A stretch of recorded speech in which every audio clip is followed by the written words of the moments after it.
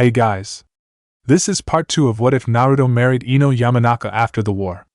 Hit like and subscribe if you like this one, and also please check the author in the description. Let's start. We are pain, that's all. We are God.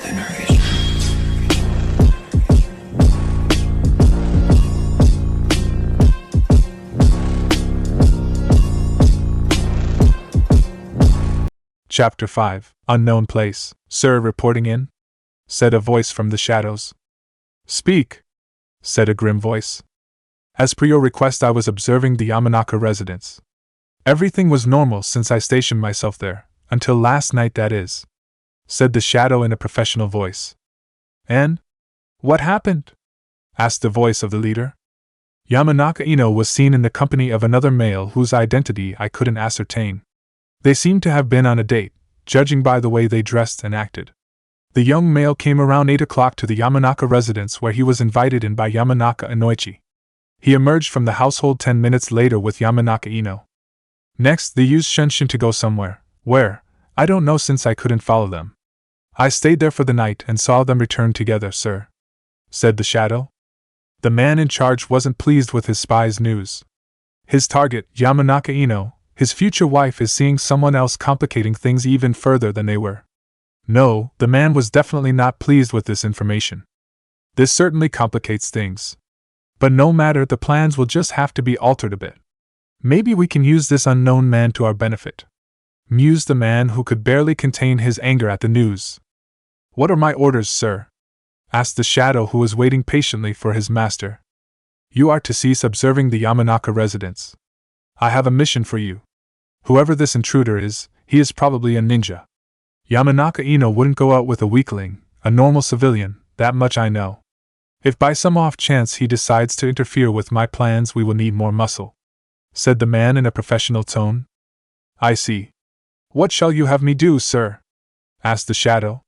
The spy was no fool. He was great at staying hidden, but an all-out fight against a ninja would be suicide for him. You are to contact any mercenary ninja you can find. Offer them whatever they want in exchange for their services. You have by the end of the week. My plan starts then. Understood? Ordered the leader. Understood, sir. But if I may be so bold, why are you so interested in the young Yamanaka? Asked the spy carefully, not wanting to anger the more powerful man. Fair question, but believe you can be trusted with this information. You know what will happen to you if you betray my trust, said the leader in a dangerous tone. The spy nodded, fully aware what would happen to him if he betrayed his master. You see, my family was once very powerful and rich. We were one of the leading merchant families in the Fire Nation. We had ties with the daimyo himself, so powerful were we. It all went downhill when my father was in charge of our family. You see, he was searching for a wife, but not just any wife. No, my father was a very picky man. He wouldn't marry an ordinary woman, no matter how beautiful she might be, described the man. The man paused. He seemed deep in thought, probably remembering something. He continued after this short break. And he found her, right here in Konoha. He told me that she was his chosen one, his leading lady. He said that it wasn't her beauty that captured his attention, even though she was supposed to be one of the most beautiful women in Konoha at that time. No, it was her temper. She wasn't like any other women. She talked back, fought back. She even refused my father's offer to become his wife and embarrassed him in front of her friends, and I think that was the deciding thing for my father. No one refused my father, no one. Even the daimyo of the Fire Nation would think twice before refusing my father, boasted the now grinning man, clearly proud of his family and father. My father used all his tricks to try and persuade this woman. But there was one problem. Not many people knew this, but this woman was already engaged, and to the 4th Hokage no less. Everything about their engagement was kept quiet, fearing the 4th Hokage's enemies. My father used a lot of money to procure this information. I found out through his journal he kept. Everyone knew who the 4th was, someone not to be trifled with, as he demonstrated in the 3rd Shinobi War. But my father didn't back down. He tried everything to win her over, but nothing worked. In one last desperate attempt, he kidnapped her. He hired a bunch of missing ninjas and ordered them to kidnap her. Yes, so great was his obsession with this woman. He would go so far as to abduct her. And that's when everything collapsed on my father, explained the man. What happened, if I may ask? Said the spy. The fourth Hokage happened, that's what happened. My father found out why he was considered the strongest man alive. He tracked the ninjas back to my father's estate where he proceeded to rescue his fiancée and kill all the bodyguards and ninjas. He saved my father for last, but he didn't kill him. No, he did something far worse. He went to the daimyo and told him everything. My father was executed, my family dishonored and left penniless.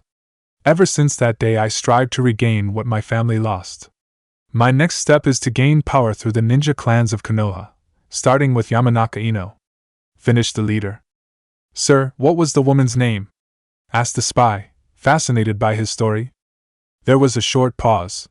No sound could be heard from the man. The spy thought he wouldn't answer, but he was rewarded with when the leader spoke. Uzumaki Kushina, said the man with unrestrained malice directed towards the woman's name. He stepped out of the shadow, and you could see a visage of a man in his 30s, about 6 feet 2 inches, and looked quite intimidating with his muscular body. This man took his training seriously. The spy wasn't familiar with the woman's name, he knew only one Uzumaki but not personally. He decided he heard enough and excused himself, and left to finish his mission. The man was left alone in the room contemplating his next move. Soon, Yamanaka Ino, soon you will be mine in Konoha and the rest of the country will follow, said the man with an evil grin. Yamanaka residence. First rays of light were penetrating through Ino's window. This was Ino's sign for her to wake up. And such a shame, she was having such a pleasant dream about her blonde knucklehead. She wished she could stay in that dream for a while longer, but the sun wouldn't relent. She grudgingly opened her eyes and was immediately assaulted with sudden pain from her eyes trying to adjust to the light. She rubbed her eyes for a couple of seconds trying to clear the sleepiness from her body. She yawned and stood up and stretched her body. She could feel and hear her joints pop back into place from a well-deserved sleep. Oh, that felt good, thought Ino on the stretching part. She did her usually morning routine, showering, combing her hair and the rest of the things that needed to be done. After she was finished with that, she went downstairs to make herself some breakfast. When she came downstairs, she saw her parents already up, unsurprisingly. They always were early risers. Hello, sweetheart. Sleep well? Asked Enora, Ino's mom. Ino nodded, still half asleep. Inoichi asked a question that was keeping him up all night. How was your date with Naruto last night? He didn't try anything, did he? Asked Inoichi, who was already preparing to go and murder Naruto if he did anything inappropriate with his daughter. Relax, Daddy, he didn't do anything. He was a perfect gentleman all night. He took me to his favorite place, on top of Yandem's head, said Ino dreamily, remembering where she was last night. Enora smiled at Ino's expression. Her date must have been fantastic, thought Enora. Inoichi also smiled, but for a different reason. He also noticed her daughter's expression, but he was focused on something else. Huh, how fitting. His favorite place is on his father's head, mused Inoichi in his mind. Ino continued to tell her parents all about her date last night, but left out Naruto's secret, not wanting to betray Naruto's trust he placed in her. At the end of Ino's recollection, there were different reactions to her story. Ino was playing the date over and over again in her mind and was sighing dreamily. Inoichi smiled at his daughter's happiness, and noted to himself to thank Naruto later for taking good care of his daughter. While Enora had a very different reaction to her story. She was obviously very happy for her daughter, but also very pissed off at her husband, which she demonstrated. Inoichi yelled at frustrated Enora. Inoichi turned towards his wife, who sounded offended for some reason. He didn't like that voice. There is always pain involved whenever that voice surfaces. How come you didn't prepare such a romantic date for me, huh? Said Enora in a disappointed and angry tone. Inoichi started sweating bullets, and his mind was working in overdrive to try and find a solution. His mind failed on him, now at all times. This is going to hurt, thought Inoichi, preparing for what was coming next. Enora produced her ninja killer, the husband beater, the almighty frying pan. Ino smiled at the scene of her parents. Even though they bickered a lot, they loved each other to death. She wanted that kind of relationship with someone. It was her dream to find a husband that would love her forever and have little blonde kids running around the house annoying the hell out of her and her husband. Ino sighed. That's still a long way from here, thought Ino, a bit saddened. But she bounced back quickly, saying that she's got time and that the right man will come eventually. Perhaps she was already dating him. Ino giggled at the prospect of marrying Naruto. If someone asked her that a couple of years before, she would have beaten the hell out of them for insinuating that. But people change, and so does their opinion on people. Who knows what will happen? I'll worry about that later, thought Ino. After that long and exhausting mind-storming, she waved her parents goodbye, who were still in the middle of their bickering. The scene was absolutely hilarious for anyone to behold. Enora was chasing the screaming Inoichi around the house, trying to hit him with her ninja killer. Ino sighed at the scene. They can be such childish at times, thought Ino, who was walking out of the house to go train her water affinity, and after that she would go and visit her favorite nephew. A couple of hours later, Ino was walking towards Karinai's house after making good progress on mastering her water affinity. All those tips from Naruto were really helpful. Say what you want about Naruto, he can be dense about some things. But when it comes to ninja stuff, he's a genius, muttered Ino to herself, who was proud of the progress she made today. After a couple of minutes of walking, Ino arrived in front of Karinai's house. She knocked, not wanting to just barge in uninvited. The door opened and Naruto could be seen standing there with a smile on his face, happy to see Ino again. Hey gorgeous, winked Naruto. Ino smiled at him and gave him a small hug in response for his compliment. Naruto returned the hug and invited her in. Ino realized that she wanted to ask Naruto something before he distracted her with his compliment. What are you doing here, Naruto? Not that I mind, or anything. I just thought you would have other things to do in the morning, asked Ino. Oh, Ino doesn't want me near her. I'm hurt, teased Naruto. Ino smacked him on the arm and muttered idiot in a playful manner. Naruto laughed and told her that he and Kakashi were training together earlier. Kakashi invited him to come along to Karinai, and he accepted, not having any plans in the morning. Naruto, Ino walked into the living room where Kakashi was reading a story to Asuma while Karinai was sitting in the chair watching them with a content smile. Ino saw this smile and remembered that she wanted to talk to Karinai about Kakashi. Kakashi noticed Ino and said hello to her but didn't let that distract him from his reading. Naruto, I'm going to talk to Karinai about something, okay? Said Ino. Naruto nodded and went to join Kakashi and help him with the story reading by using funny mimicry which elicited a laughter from little Asuma. Karinai nodded at Ino's request and they went to the kitchen where they could talk in peace. Yes, Ino. Need something? Asked Karinai. Well, I decided to return the favor. You interrogated me about Naruto yesterday, and I think it's time we talk about Kakashi, don't you think? Grinned Ino. Karinai sighed. She had a feeling this was coming. She was surprised it took so long. I guess it's fair. You did tell me about your feelings towards Naruto, so I guess it's my turn, said Karinai. She took a seat and motioned for Ino to do the same. When they were both seated, Karinai began. To be honest with you, I have no idea what to do with Kakashi. He is so different from before, or I just didn't know the real him. After the war he changed, or at least showed his other side to me. He was by my side through the whole pregnancy and birth and the months after that. He became my confidant, my closest friend. He helped me with Asuma, guided me. Without him I would be lost. I had no idea what to do with a baby. It was frustrating for me. I mean, what kind of mother can't take care of her own child? But Kakashi was there, said Karinai a bit sadly towards the end, but smiled after that Kakashi remark. He was there every step of the way. He brought me books to read about being a single mother. He even read some things about babies himself. At times I didn't feel like a single mother, you know. Kakashi did that to me with his presence and support, said Karinai, happy to have Kakashi by her side. Ino smiled at their history. They sounded like a real family. You sound like a real family, Karinai, said a smiling Ino. I guess we do, huh? I think that's why I have mixed feelings about Kakashi. I mean, I do feel a certain towards him, but I don't want to risk what we have now if we don't make it as a couple, responded Karinai, unsure about the whole situation. Ino was thinking that this is similar to her situation with Naruto. You know, this sounds just like my situation with Naruto. I was also unsure how to act on my feelings. Do I follow my heart or do I play it safe? It was bugging the hell out of me, and Naruto was in the same situation. But he did something about it.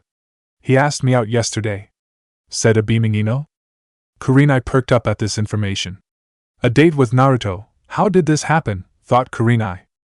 Ino told her about last night, how romantic Naruto was, How thoughtful, caring, loving. I think you should risk it, Karin. The reward outweighs the risk, said Ino, speaking from experience. That's what Anko and Yugogo told me as well. Perhaps you're right, said Karin solemnly.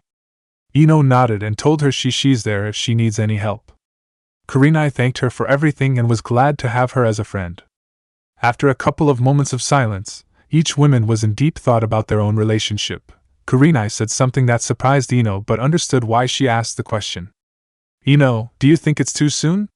Am I dishonoring Asuma's memory? Said Karin while looking down at her lap, obviously concerned. Ino smiled at the older woman. Karin, loyal to the end, even after death. No, I think this is what Asuma would have wanted for you. Your happiness was his last thought before he passed away. He would want you to move on and live for little Asuma, live for yourself and live for him. Responded Ino kindly.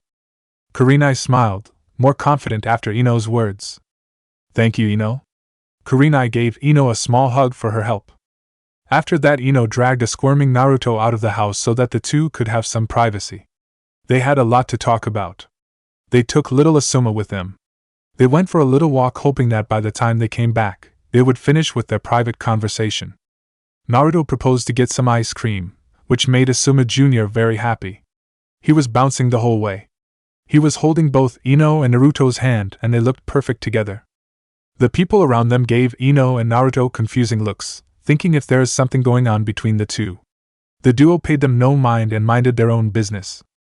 After ice cream, they went to the park where they played for a little while. They took turns on the swing, each laughing and having the time of their lives. After an hour or so, they turned back towards the house. When they arrived in the living room, they could see the couple sitting on the couch, Karin leaning against Kakashi's shoulder and watching TV. Both Ino and Naruto smiled at their friends, happy that they decided to take the next step. They hoped everything turns out fine. Naruto and Ino excused themselves and left the family alone. Outside the house, Naruto asked Ino if she wanted to meet up tonight for a simple walk around Konoha. Nothing special, just some casual conversation to get to know each other better and maybe to gossip a little.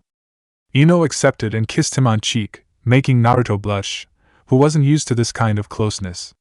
Ino laughed at his bewildered look and teased him a bit but said her goodbyes and went on her way while telling Naruto to pick her up at 9. Ino and the girls gather every other day so that they don't lose touch with each other.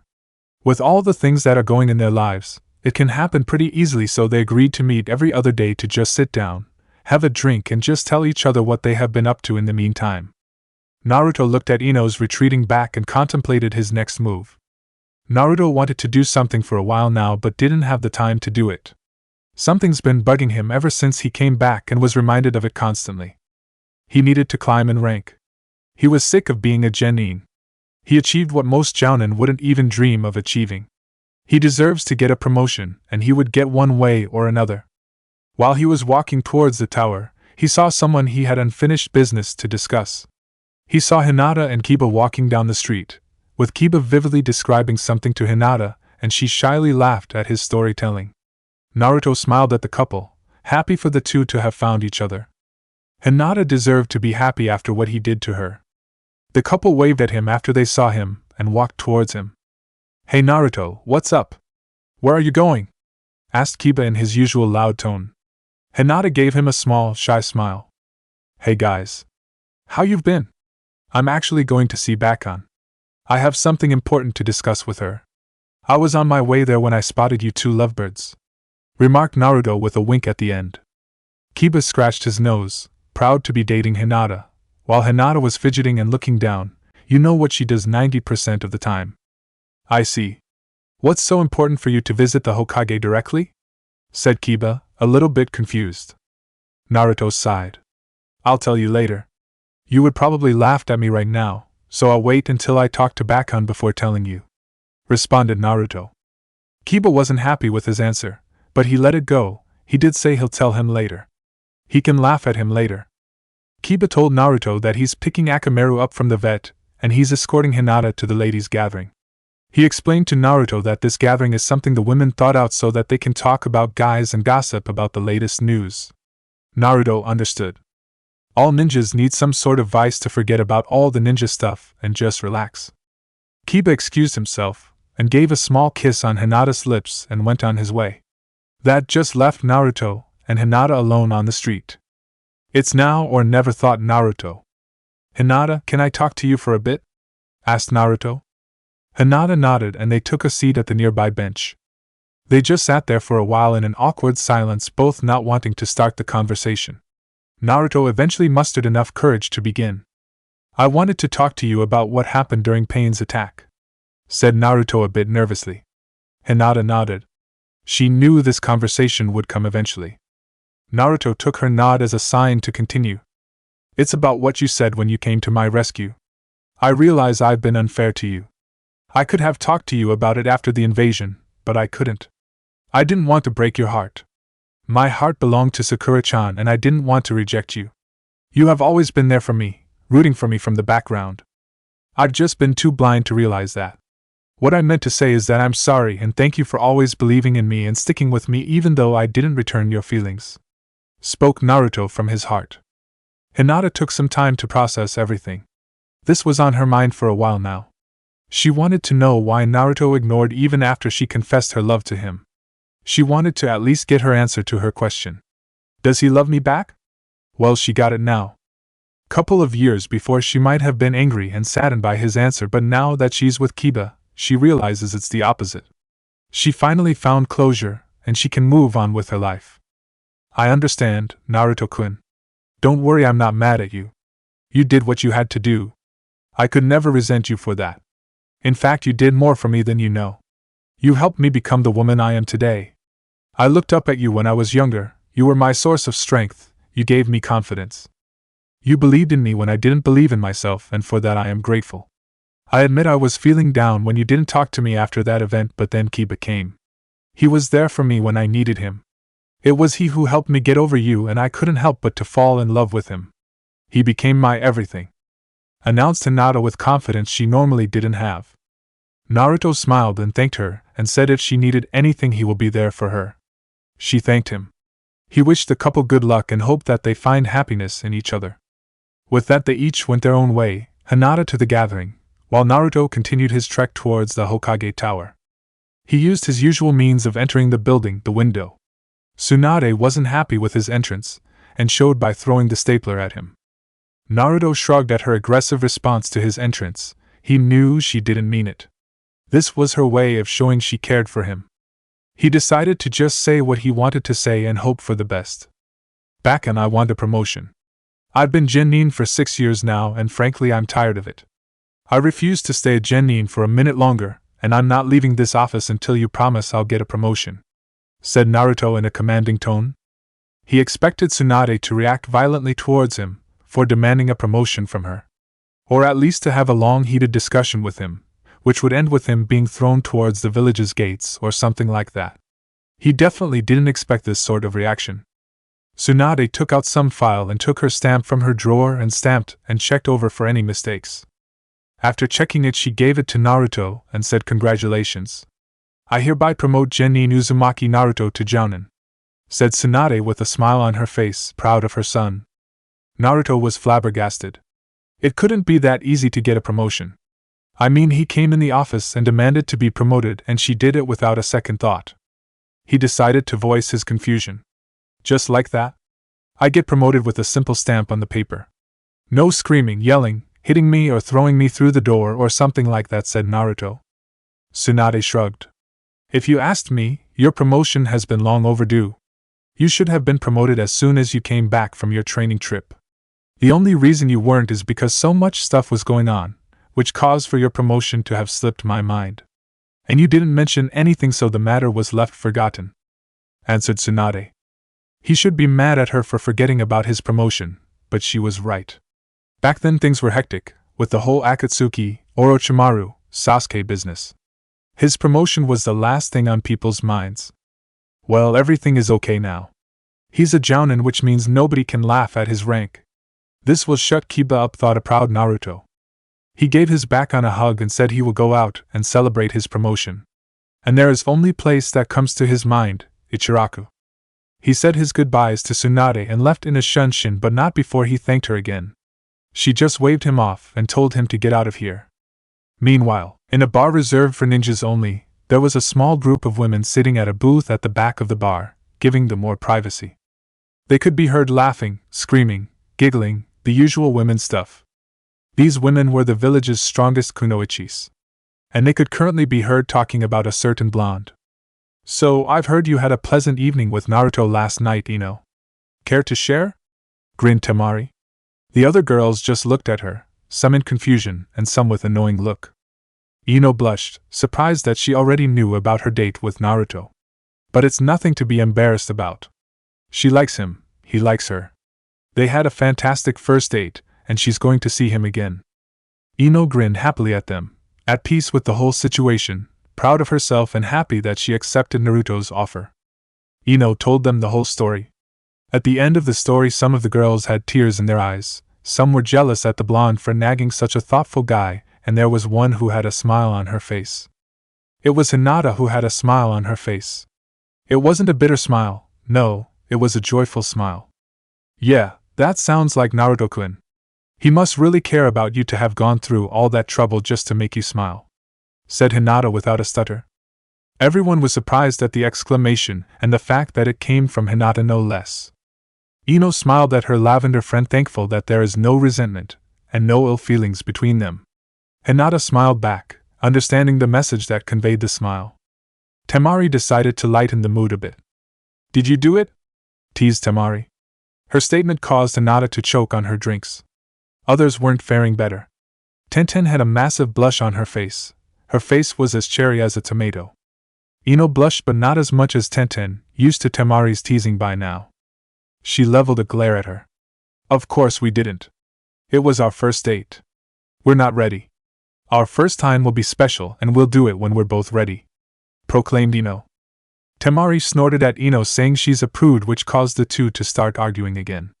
The women just laughed at the two and proceeded to chat amongst themselves and wait for the two sisters to calm down. They did eventually, and they continued their discussion about men, their men specifically. Temari wanted to know every detail of their sex lives and compare it to her own, which the other girls vehemently refused. Temari said they'll buckle eventually and reveal how good their lovers are, she's got time. They talked about some normal things, about missions, about the war, and about Ino's stalker. Ino told them that she still sees him from time to time, and that she sees him occasionally in the hospital, lurking. He didn't make any move towards her, so far, so she just leaves him be. She can deal with him being around, as long as he doesn't try anything. If he crosses the boundary, then the gloves are off, civilian council and court be damned. The girls all volunteered to help when that time comes, and Ino told them they will be the first to know. After that, they decided to call it a day and went about their own business, and promising to meet up again in a few days. Ino went home to prepare for her nightly walk with Naruto. Later on, Naruto picked her up for their casual walk. They were both dressed more casually, nothing too fancy. They dressed for comfort and not for turning heads. But that doesn't mean that Naruto thought Ino wasn't beautiful. Far from it, actually, as he demonstrated with all the compliments he gave her throughout the night, which made her blush every single time. Naruto told her about his promotion, which prompted Ino to give him a massive hug. Naruto was in a state of bliss when that happened. He could feel her womanly assets pressing against his chest, and he loved the feeling, every single moment of it. He was a bit disappointed when she let go of him, but at least he still got the memory of the feeling. And that's how they spend their days for the rest of the week. Ino would train in the morning, and sometimes Naruto would join her and help her. Then Ino would either work in the hospital, or if she was free, spend time with Karinai and talk about girl stuff and about Karinai and Kakashi's blooming relationship. In the afternoon, Ino would continue to look for information regarding Naruto's heritage. She would visit Gai-sensei, which definitely wasn't a pleasant experience, and also Sai, which was very tough to get hold of because of his duties as the leader of the route. She also tried her luck with Anko and Yugugo, but came out empty, just some theories and rumors, nothing substantial. She also visited Shizen and Tsunade, even though she knew they likely wouldn't say anything, but it was worth a shot. She would first ask each person that she visited if they knew anything about Naruto's mother and father. If they didn't know anything or didn't want to say anything, she would then ask them something about the Uzumakis and about Uzumaki Kushina specifically. At the end of her quest, she managed to procure quite a lot of information, but it was still not enough. She found out in the library, which Tsunade recommended to her, that the Uzumakis were once a very respected and powerful clan but were destroyed in the Second Shinobi War and the survivors scattered around the world. She also found out from Guy that Uzumaki Kushina was a very youthful person, shudders, and had a temper that matched a demon's. She also found out that she had red hair, which was pretty common among the Uzumakis. She surmised that Naruto must have inherited his hair from his father and not mother, since his are blonde and not the red which they were known for. Sai didn't know anything about the Uzumakis or Kushina for that matter, but Ino had a feeling Sai knew more than he let on. She checked her mental list of what she knew about Naruto's mother. She didn't focus on Naruto's father since his father was a complete unknown, nobody knew anything about him. Kakashi said that Naruto's mother had red hair and was from a prominent clan. Both of these things match what she knew about Uzumaki Kushina. He also said that she was from a different village. Ino didn't know if Kushina was born here or somewhere else, so she dismissed this information from Kakashi. Since everything about Kushina is classified, this information isn't likely to be discovered. Everything so far pointed to Uzumaki Kushina, but Ino still had doubts about the whole situation. She'll take her chances with Uzumaki Kushina and hope for the best. Hopefully Naruto will tell her the truth and fill in the blanks. It was the final day of the bet. Ino had a morning shift in the hospital. After that she will find Naruto and confront him, and hopefully everything will turn out great for her. Somewhere else, is everything ready? Asked the leader. Yes, the mercenaries are in position and are awaiting your orders, sir, answered his second in command. Good, the conquest begins now, ordered the leader. The second in command nodded and left to fulfill his master's command. The leader stayed behind and grinned maniacally. Chapter 6, The Hospital. Ino sighed. She was tired. These morning shifts always take a lot out of her. It's bad enough she's in charge of the whole psychiatric wing. Now she's got new recruits coming in and they are all greenhorns and need to be properly mentored. That's where she comes in. And she hates it. Sometimes she wishes just to resign and live a normal ninja life, take a mission, complete it, and go home to your family. But life is never that simple. There is good news though. With her shift over, this means she gets to confront Naruto now and hopefully learn about his parents. She picked up her pace towards the exit. She was walking towards the exit when she heard the receptionist call her name. Miss Yamanaka, called the receptionist. Ino made her way over there, wondering what she wanted. Can't she see that she's in a hurry? Yes? Can I help you? Questioned Ino, who was constantly looking towards the exit, hoping that this conversation will be short. Receptionist picked something from the floor, a package of some sort, neatly wrapped in paper. These just came in for you by anonymous sender. There is a note attached though, said the receptionist politely. Oh, thank you. Did you see the guy who brought them? Said Ino while taking the package from the receptionist. The young girl behind the counter shook her head negatively. No, well, not exactly. It was a delivery boy from one of the local companies. He didn't say who sent them, he was just told to bring them here, answered the girl. I see, thank you. If anything comes up, let me know. Bye, said Ino, who continued on her way. She stopped at a nearby bench and looked at the package. It reminded her of flowers, but she wasn't certain. Her ninja sense kicked in and inspected the package for any traps. Satisfied that there are none, she carefully opened the package. She was right, they were flowers. Purple irises, to be exact. Only one name came to her mind. Naruto. It must be him, only he buys me my favorite flowers, thought Ino. A note fell off the flowers and Ino picked it up. It said, meet me at Konoha Lake at 11 a.m. Your mystery blonde. Ino smiled at the letter and at Naruto's gesture. Well, at least I don't have to find him, thought Ino, who started walking towards Konoha Lake, flowers in her hand. She arrived at the lake a couple of minutes earlier than it said on the letter. The lake was empty, no one was around, which was odd. He better not be thinking about pranking me, thought Ino, who was scanning her surroundings. Seeing no one, she sat down and looked at the purple flowers in her hands. She took a whiff of their scent, and she remembered why she loved them so much. The scent was addicting, so alluring, so fresh. She was too engrossed in her thoughts that she didn't notice figures moving around her, surrounding her. By the time she did, it was too late. Laughter erupted from around her. Ino sprang on her feet, flowers forgotten, assuming her battle stance, ready for anything. Who's there? Yelled the serious Ino. My, so feisty. Have you forgotten me already? I'm hurt, said the voice in a fake hurt tone. The figure emerged from the forest surrounded by what seemed ninja bodyguards. 2 on his left, 2 on his right, and 8 ninjas behind him, ready to do their master's bidding. The 4 ninjas surrounding the man on both sides dressed similarly and had the same symbol on their jackets, indicating they were part of the same group. They seemed to be independent ninjas and not missing ninjas. The others had different clothes and looked young, very young. Probably some inexperienced ninjas who didn't make the cut in their own villages. You! Yelled a surprised and disgusted Ino. What do you want, bastard? I told you, I'm not interested in you, get that into your thick ugly skull. Remarked Ino, who narrowed her gaze at the taller man and was paying attention to any movement made around her. Bastard is such an ugly word. I preferred being called Ruga.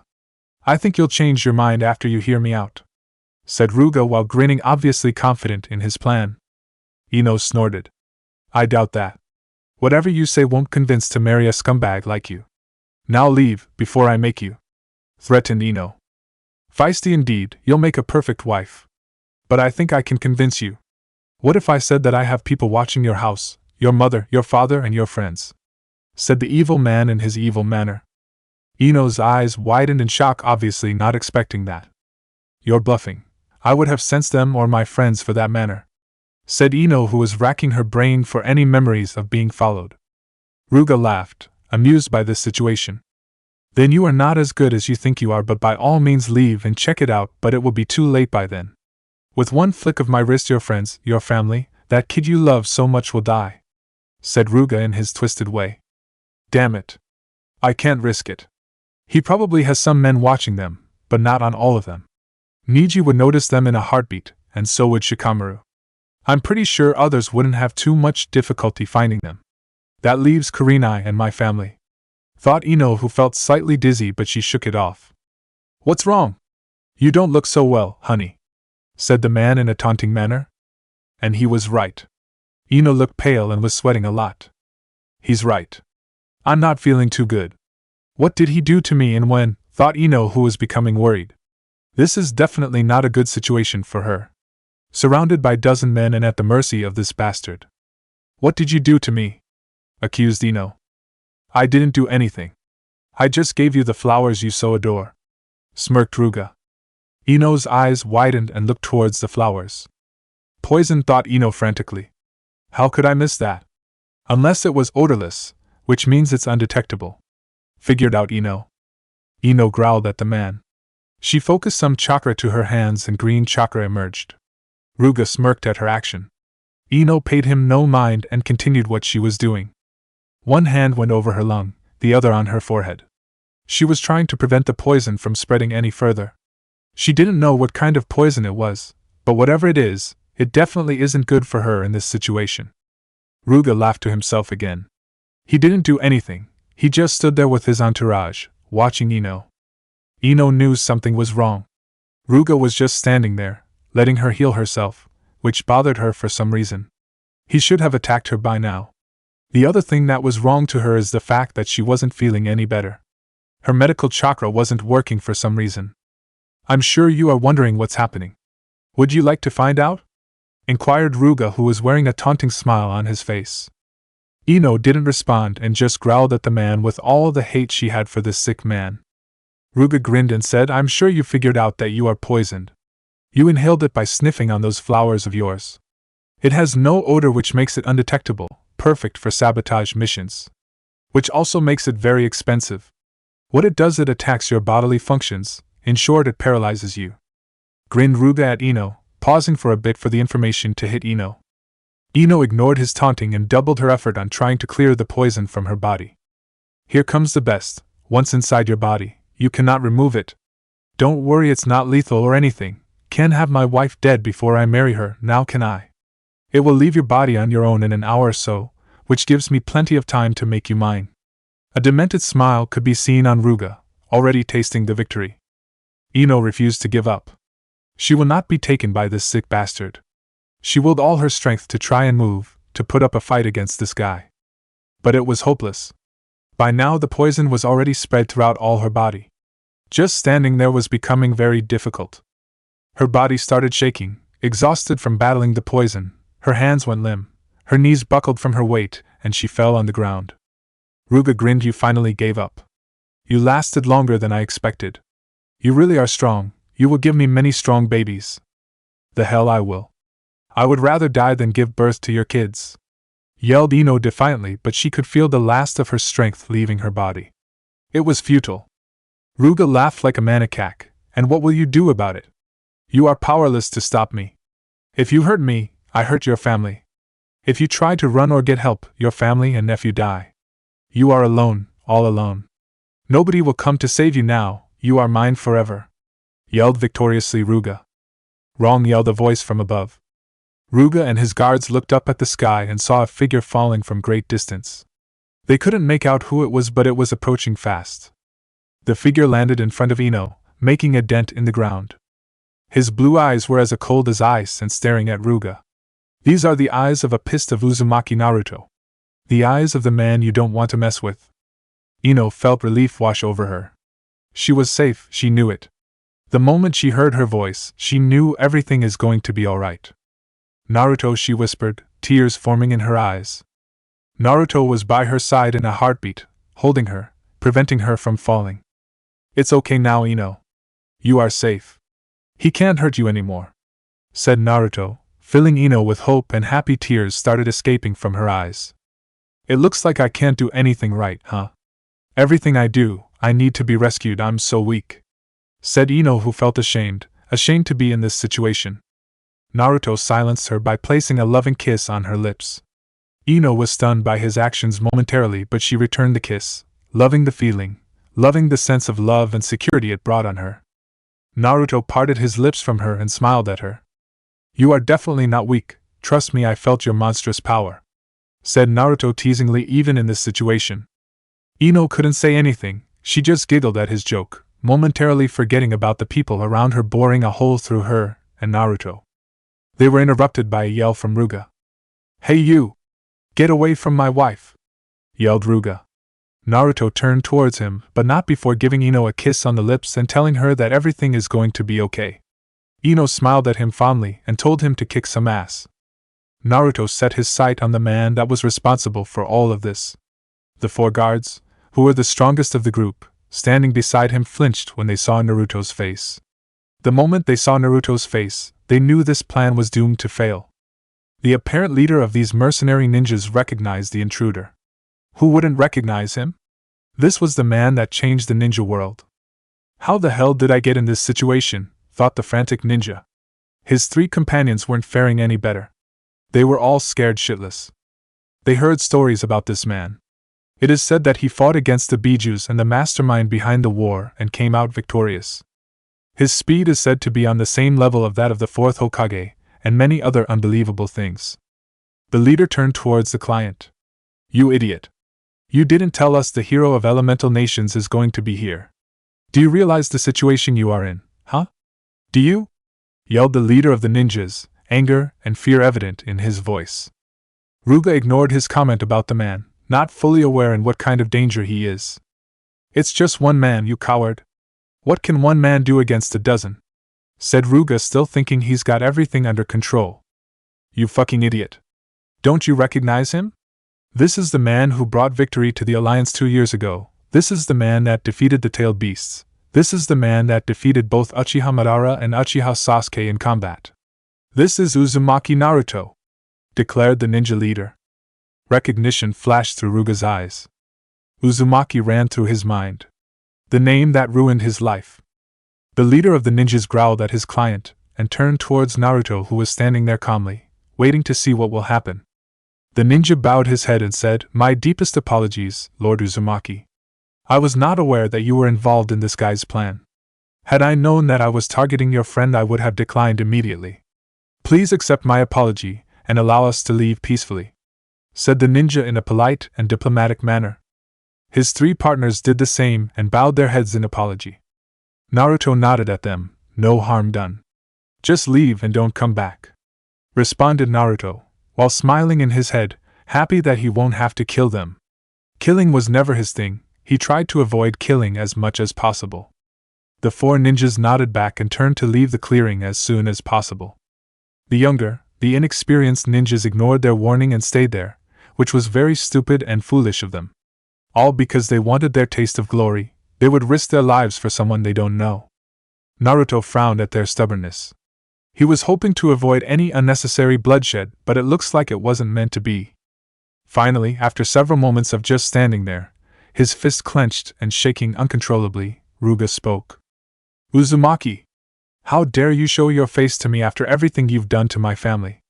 Yelled an enraged Ruga who was barely restraining himself from attacking Naruto. Naruto looked at him quizzically, racking his brain if he ever met this man. He stroked his chin leisurely, not even sparing the man a glance which infuriated the man even further. I'm sorry. Have we met before? Asked Naruto, who was confused. Don't play dumb with me, Uzumaki. You destroyed my family, you killed my father, you are the reason my family is all gone.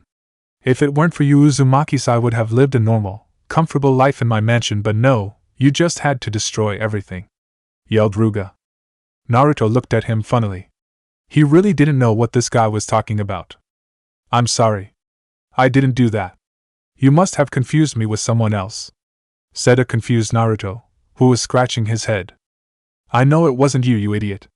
It was that whore of a woman, Uzumaki Kushina. How I would love to get my hands on that slut, pay her back for everything she's done. Shouted Ruga, but didn't notice Naruto narrowing his eyes and clenching his fist. Something else stirred inside Naruto. A pair of eyes opened up. Ino noticed him tense at the name Kushina, and her theory was starting to prove itself. The man continued with his monologue. That filthy bitch took away everything from me, my land, my money, everything. I was left with nothing, all because she wouldn't become my father's wife. That whore thought she was better than my father. How dare she? She was nothing more than dirt on my father's shoes. She was born to serve my father and nothing more. Curse you, Uzumaki Kushina and fourth Hokage! Yelled Ruga. Meanwhile, Naruto was clenching his fist so hard, blood started to seep out. He heard everything. This man, this bastard, dared to insult Uzumaki Kushina, his mother, his beloved mother. The one that sacrificed everything so that her baby son could live. But I got my revenge on that bitch. I was ecstatic when I heard that she and that idiot of a husband of hers died in the Kyuubi's attack. Good riddance, huh? I hope you burn in hell. Laughed Ruga maniacally, but was interrupted by Naruto's voice. Are you done? Asked Naruto, seemingly calm, but was raging inside. Ino was glaring at the man that planned this whole thing. She looked towards Naruto when he spoke. He was shaking. Blood was flowing out of his hands. He was angry, no, pissed. Naruto, whispered Ino. Ruga stopped laughing to look at Naruto. His eyes were hidden by his hair. He was tense, and he was shaking. He heard him continue speaking. Naruto didn't hear Ino's voice and continued, You poisoned Ino. You tried to kidnap her. You tried to force yourself on her. You threatened her friend, my friends. You threatened her family, but worst of all, you insulted Uzumaki Kushina and Minato Namikaze. He looked up and towards Ruga, his eyes slitted. The earth started to shake, cracks appeared in the ground, the birds were leaving the forest like they were afraid of something. Ruga was startled. He frantically looked around him, wondering what was happening. He looked towards Naruto, who was changing. Yellow chakra started to form around him. His whiskers became more defined, a chakra cloak formed behind him, and weird markings appeared all over his body. Ruga flinched when he saw his eyes.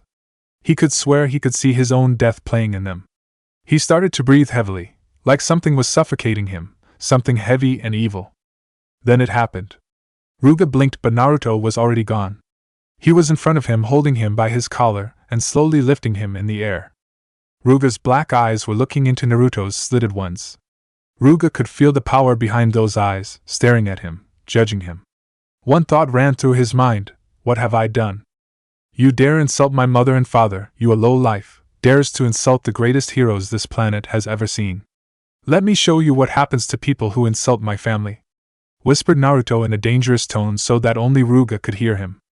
Ruga was trying to break free from his grasp, but this man, no, this god was too strong. He looked into Naruto's eyes. He blinked. When he opened his eyes again, he was no longer outside, no longer at Konoha's lake. No, he was somewhere dark, somewhere that he wasn't supposed to be. The room was dimly lit by candles on the wall. And then he saw someone, or rather something. A pair of red, slitted eyes were staring down at him, judging him. He experienced fear in its purest form. He was on his knees, breathing heavily. The air was suffocating him. He was cornered and he knew it. "Foolish mortal!" bellowed a great, rumbling voice.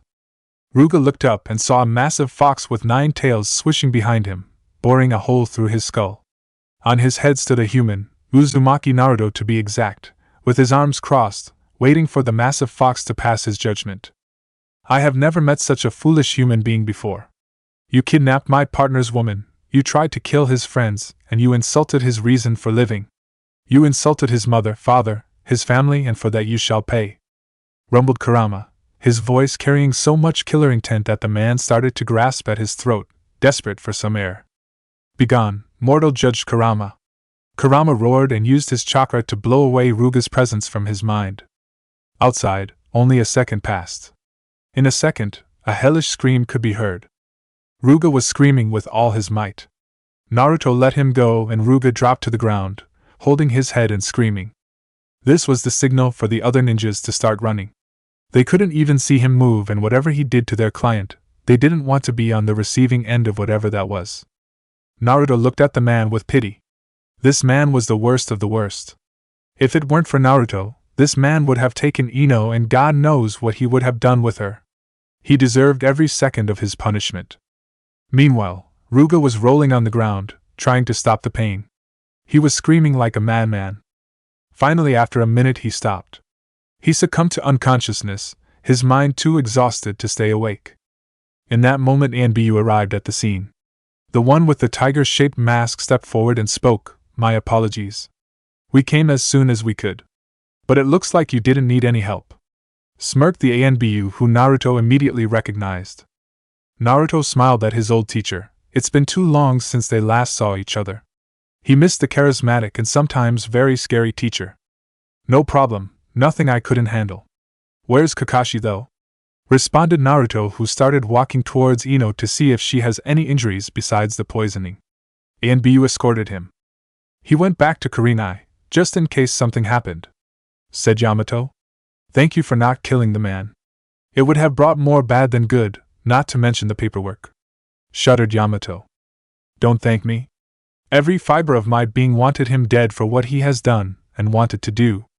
I still don't know why I left him alive," snorted Naruto. "Because you are a good man, Naruto. That is why people like you so much. You are not an ordinary ninja. Don't worry about the man, he'll get what he deserves. We've already had suspicions about the guy, now he gave us legitimate cause to send him to Ibiki for some therapy," said Yamato, who had a smirk under his mask. Naruto liked the sound of that. Some therapy with Ibiki should do him some good. They stopped in front of Ino. Naruto knelt down towards her level. "Are you okay, gorgeous? He didn't do anything, right?" asked a worried Naruto. Ino smiled at his concern for her. She could get used to that. "No, he didn't. Besides the poisoning, I'm fine. The poison will wear off soon. About a half an hour, and it will leave my system," responded with a dazzling smile at her hero. Naruto smiled back at her, pleased with the news. Yamato tapped Naruto on the shoulder and said, "Well, my work here is done. I'm no longer needed here. I trust you can take care of Miss Yamanaka, Naruto. I have some interrogating to do. Oh, we arrested some scared ninjas running away from this location. Would you know anything about that?" grinned Anbu, "but you couldn't see that." Naruto scratched his head in embarrassment. "I might have overdone it a little bit." Anbu smirked and nodded at his one-time student. Naruto nodded at his friend and said goodbye and thanked him for his assistance. The Anbu left with their prisoner, and the couple was left alone. Naruto took a seat beside Ino and used his arm to hug her around the waist and pulled her closer to himself. Ino made herself comfortable and just enjoyed Naruto's warmth and company. They sat there, Ino leaning on Naruto, looking at the scenery before them, and just relaxed and rested a bit from that ordeal that just happened. Ino was in heaven. Apart from the poison, this was perfect. With Naruto, this sort of scenes just happened. They weren't planned or anything, they just came. Just an hour ago, she was in a fight for her life, and now she was enjoying herself with her boyfriend, which reminded her of a question she wanted to ask him. "Hey Naruto. How did you find me?" asked Ino, who completely forgot about that momentarily. Naruto laughed a bit and scratched his head. He told her the story of what happened before the incident.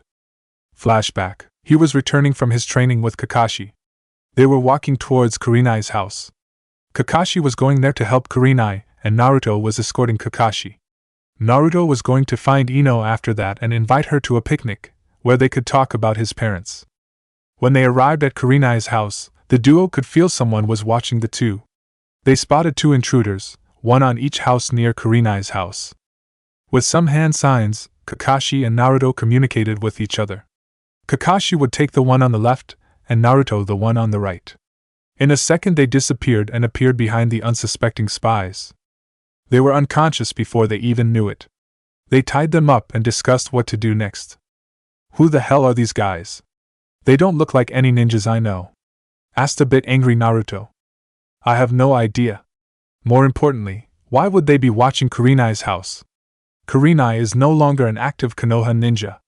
It makes no sense unless someone else was the target, meaning either the two of us or someone important to Kurenai, said Kakashi, analyzing everything to perfection. I doubt we were the targets. They would have sent someone more capable to deal with us. They were basically normal grunts with good stealth skills. They were probably here on someone else's behalf, as a guarantee if something went wrong or something. Someone we know is in danger, I'm sure of it, responded Naruto sagely. Kakashi nodded and made the hand sign for Shadow Clone, who will stay here and defend Kurenai and the baby.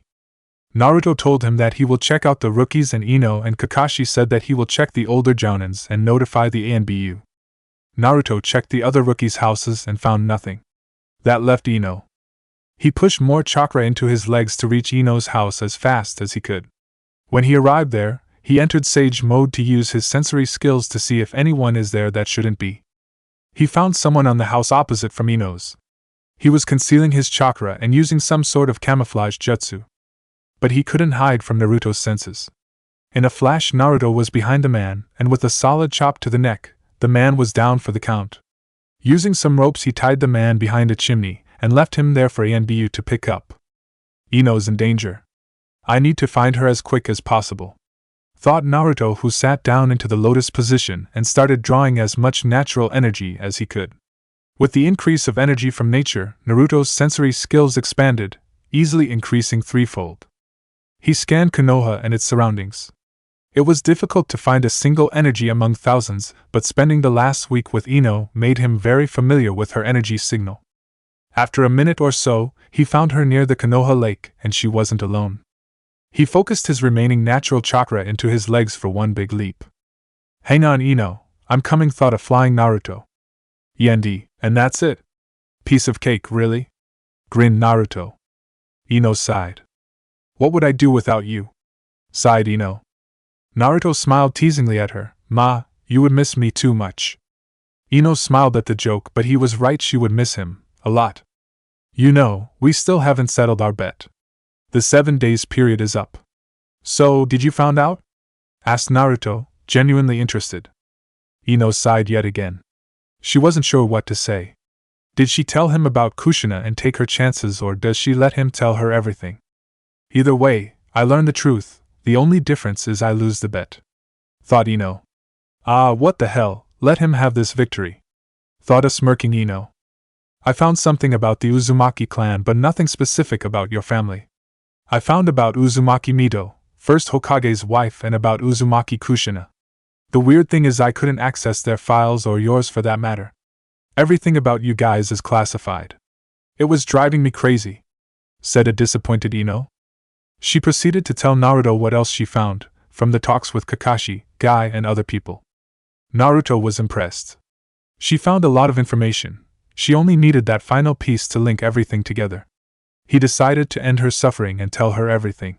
Besides, he was going to tell her whether or not she found anything.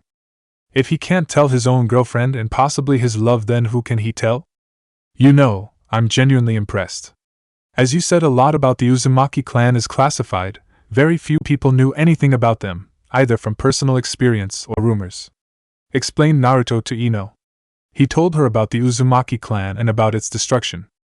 Ino knew some of these things from the reading she did in the library, but she allowed Naruto tell the whole story.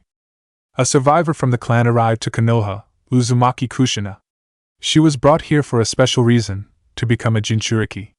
She is also my mother, said Naruto, shocking Ino. Ino tried to say something but Naruto wouldn't let her. As you are aware, during the fight between Uchiha Madara and Senju Hashirama, Kyuubi appeared and was under the control of Madara. Hashirama won the battle with the help of his wife, Uzumaki Mito. She used her advanced sealing techniques and sealed the Kyuubi inside herself, becoming the first Kyuubi Jinchuriki. Preached Naruto, continuously shocking Ino, who wasn't aware of any of this. Time passed and Mito got older, which meant that she would die soon and Kyuubi would be free. That is why a new container needed to be found, and that is where Kushina, my mother, came in. Her chakra was special even among the Uzumaki clan. She would be the perfect host, said Naruto, sadness evident in his voice when spoke about those events. Ino was starting to fill in the blanks. Naruto's story confirmed a lot of things for Ino. A bit more and everything will be known. And so it happened. The Kyuubi was sealed inside of her, and she grew up without anyone knowing about it. But Kyumo found out. They kidnapped her and they were nearing the Fire Country's border. But then a man came and defeated them all and rescued Kushina. That man was known as Minato Namikaze, or as he was primarily known, the fourth Hokage, my father. That was the last straw for Ino. She couldn't believe it. The fourth Hokage, the man who saved them all from Kyuubi and the one who sealed Kyuubi into Naruto, is Naruto's father no less. Unreal, thought Ino. Naruto told her the rest of the story, about his mother's birth and Tobi's intervention. My father had no choice but to seal the Kyuubi into me. He believed I could use its power to defeat Tobi. They died so that I could live. They gave up their lives so that their baby boy could live on, said a teary-eyed Naruto. Ino enveloped him in a hug, the poison already gone. She let him cry on her shoulders, he needed this. Naruto hugged her tighter, not wanting to let her go, ever. After a while Naruto withdrew from the hug and washed away his tears and smiled. You know, you are a lot like her, my mother I mean. She would have loved you, said a smiling Naruto. Ino smiled at his compliment. She leaned in closer to his face, feeling his hot breath on her lips. She couldn't wait anymore. She smashed her lips against his and let the passion take over. Naruto was in heaven yet again. The feeling was like nothing he ever experienced before. Their tongues clashing, dueling, their saliva mixing, it was perfect. Ino was feeling butterflies in her stomach, and so was Naruto. Whatever that feeling was, it felt great. And they wanted more of it. After a couple of minutes of intense makeout session, the couple regained their breath and smiled lovingly at each other. I think for both of them this changed something in them. Their feelings towards each other grew deeper, stronger, and they liked it. Tell me about them, please, said Ino, who rested her head on his chest, listening to the sound of his heartbeat and waiting for him to continue. They spent the afternoon talking about Naruto's parents, their adventures, how were they like, and so on. Naruto looked down and saw Ino comfortably nested in his lap. He remembered his conversation with his mother. Naruto-kun, find a woman that will see you for who you are and that will make you the happiest person in the world. The woman that can bring out your true smile is the one for you, remember that, said Uzumaki Kushina in her brief encounter with her son. When Naruto looked at Ino, he saw a strong, beautiful woman. A woman that cares for him and makes him smile. Are you the one, Ino? Pondered Naruto while looking at the sky. I'm going to finish it here. Hope you like it and see you in a couple of days. Chapter 7, Flower Shop. It was a boring day for Ino. A day passed since that fiasco with her stalker. Everything turned out well, thanks to the local hero and her 1-week-old boyfriend Uzumaki Naruto, or should she say Uzumaki Namikaze Naruto. Ino still couldn't believe the fact that Naruto, the once dead last of the academy, the one that people hated with all their spirit, is the son of two heroes. Minato Namikaze, the fourth Hokage, was secretly married to Uzumaki Kushina, who was the Jinchuriki of the Kyuubi, and had a son with her. And that son was used for the sealing of the Kyuubi, in which the couple lost their lives. Ino wondered what would have changed if people knew of Naruto's heritage. Would people have treated him differently? Would our friends have treated him differently in the past? Would I have treated him differently? Pondered Ino. She still remembers her childhood. She was a popular girl, always in the spotlight, always in the center of the attention. She had everything, she was the princess. On the other hand, there was Naruto, the village outcast and punching bag. He had nothing, no family, no friends, no place to call home. He was alone. And yet he survived despite all odds and achieved the impossible. He brought peace and stability to the land, and not once did he hold hatred for his village for what they did to him, what she did to him. Ino knew she wasn't the best of friends to Naruto. She knew he was alone but didn't bother with approaching him. She was a spoiled child. She didn't know the pain of loneliness, pain of betrayal. She didn't know how much it hurt Naruto every day to wake up alone, hungry and surrounded by hatred. Would I have treated him differently? Would I have befriended him? Pondered Ino while tending on the flowers in her family's shop. Would his life have been better if I had shown a minuscule of kindness to him? Went through Ino's mind. Ino sighed. Frankly, she still doesn't know what changed with her. If someone told her 5 or 6 years ago that she would be dating Uzumaki Naruto, she would strangle the person and feed them to the wolves. What changed, thought Ino? Was it the war? Was it seeing the death of someone I cared about? Was it Sakura Sasuke? What was it? Questioned Ino. This was bothering her for the past week, hell the past 2 years. She would take care of Naruto's apartment, listen for any news of his return, she would pester Tsunade about any information regarding Naruto. And now, she spent the entire week searching for information about his heritage, and she's dating him for a week now. Why did she do all of this, you ask? The million-dollar question. I wish I knew, thought Ino. She was broken from her thoughts by the sound of the bell ringing, indicating that someone entered the shop. Hey, Ino waved Temari. Ino smiled at her friend, happy to see her. People always wondered how the hell these two became friends, and so did they. Hey Temari, what's up? Responded Ino with a friendly wave. Oh, nothing, I was in the neighborhood and wanted to ask you if you wanted to have lunch with me, said Temari, who was a bit bored today. Sure thing, let me just tell my mom I'm taking a lunch break, beamed Ino, happy to have something to keep herself occupied so that she doesn't think too much about Naruto. 10 minutes later they were seated at the local restaurant. They ordered and started talking about things that happened recently. The topic eventually became Naruto. Ino sighed. Temari, what do you think of Naruto? Asked a slightly down Ino. Temari raised an eyebrow at her question, not expecting it at all. Definitely didn't see that coming. Well, I think he is one of the greatest people I know. He's strong, caring, a good friend to me and my brothers. If it weren't for him, I don't think I would be here today. Why do you ask? Did something happen? Asked Temari. No, nothing happened. I've just been thinking recently. His life was so messed up, and yet he continued to look forward, and look what he accomplished. You know what kind of lives Jinchuriki live, your brother was once one. He was surrounded by hatred all his life, and yet look at him. By my account, he should be hating all of our guts for what we did to him, for what I did to him, said Ino sadly, not happy with what she did in the past. Temari smiled sadly. She didn't know what Jinchurikis go through. To be honest with herself, if she was made one, she would hate everyone and everything, just like Gaara was before he met Naruto. I don't know how Naruto came to be as he is now, but I do know what kind of hardships Jinchurikis face in their lives. I was once in the same situation as you are now. I always wondered if I could have changed something by being a better sister to my brother. I still think that was my biggest mistake I made in my life. My brother was all alone, and I was too scared to approach him, said Temari, remembering her childhood. Ino was listening intently to what Temari is saying. Maybe she can get her answer from her. After Gaara changed, I asked him if he hates me and Kankuro. He said no. He said that he understood our actions, or should I say inaction. But I still think he feels bitter about that whole thing, and I don't blame him. We treated him like a disease, a monster. Imagine how he felt every day and how Naruto felt every day. It must have been awful, said Temari, a tear escaping her eyes. Ino had a sad look. They were or are in the same situation. Ino was never a good friend to Naruto. She ignored him for the majority of her life. He was nothing to her, a nobody. I feel the same. I was the same to Naruto, we all were. But now I'm seeing him. What is up with that? I mean, what changed? Can he really forget what happened and move on?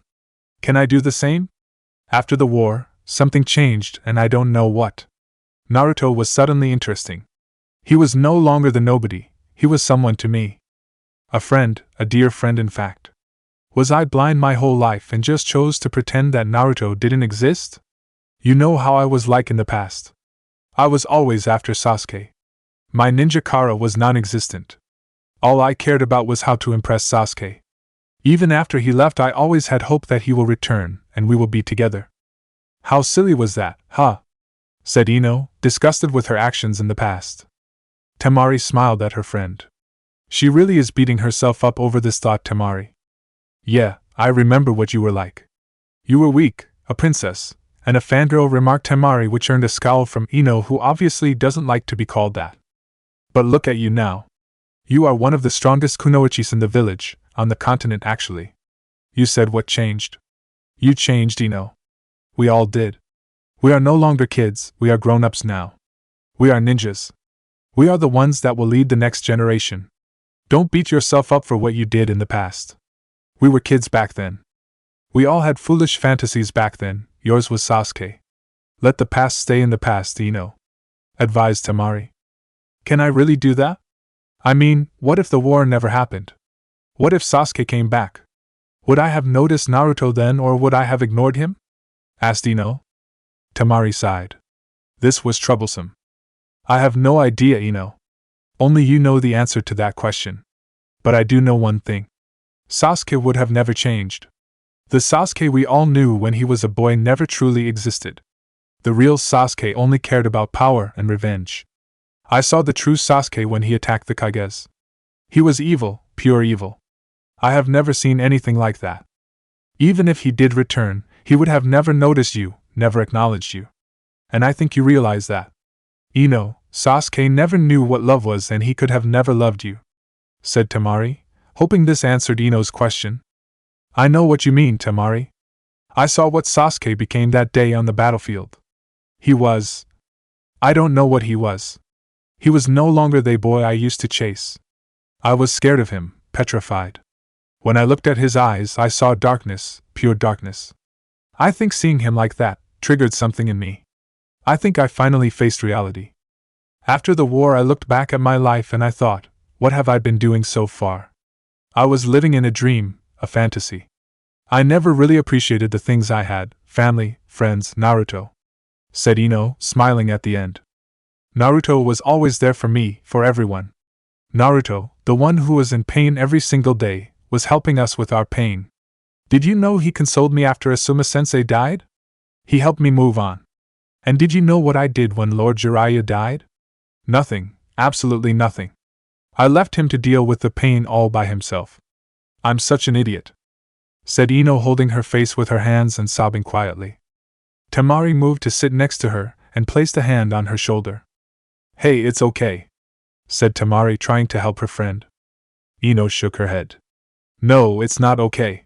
I was so selfish, so blind all the time. I couldn't even do one good thing with Naruto. I wasn't there for him when he was for me. Shikamaru went to visit him when his master died. He told he looked beaten. For the first time, Uzumaki Naruto looked beaten, and I wasn't there to help him. I'm the worst, said Ino, still sobbing. That's not true. I'm sure Naruto would disagree with you. I mean, he wouldn't go out with you if he thought of you like that. But if he does, then prove to him that you changed. Prove to him that you are no longer the girl that fawned over Sasuke. Show Naruto who you really are. You are Ino Yamanaka, the golden flower of Konoha, declared Temari loudly. Ino looked up with renewed vigor. Her friend was right. She has changed. And she will make up for her past mistakes. Ino hugged her friend tightly and thanked her from the bottom of her heart. You are a good friend, Temari. Thank you, said Ino happily. Temari grinned at her best friend. No problem. That's what friends are for. Now go.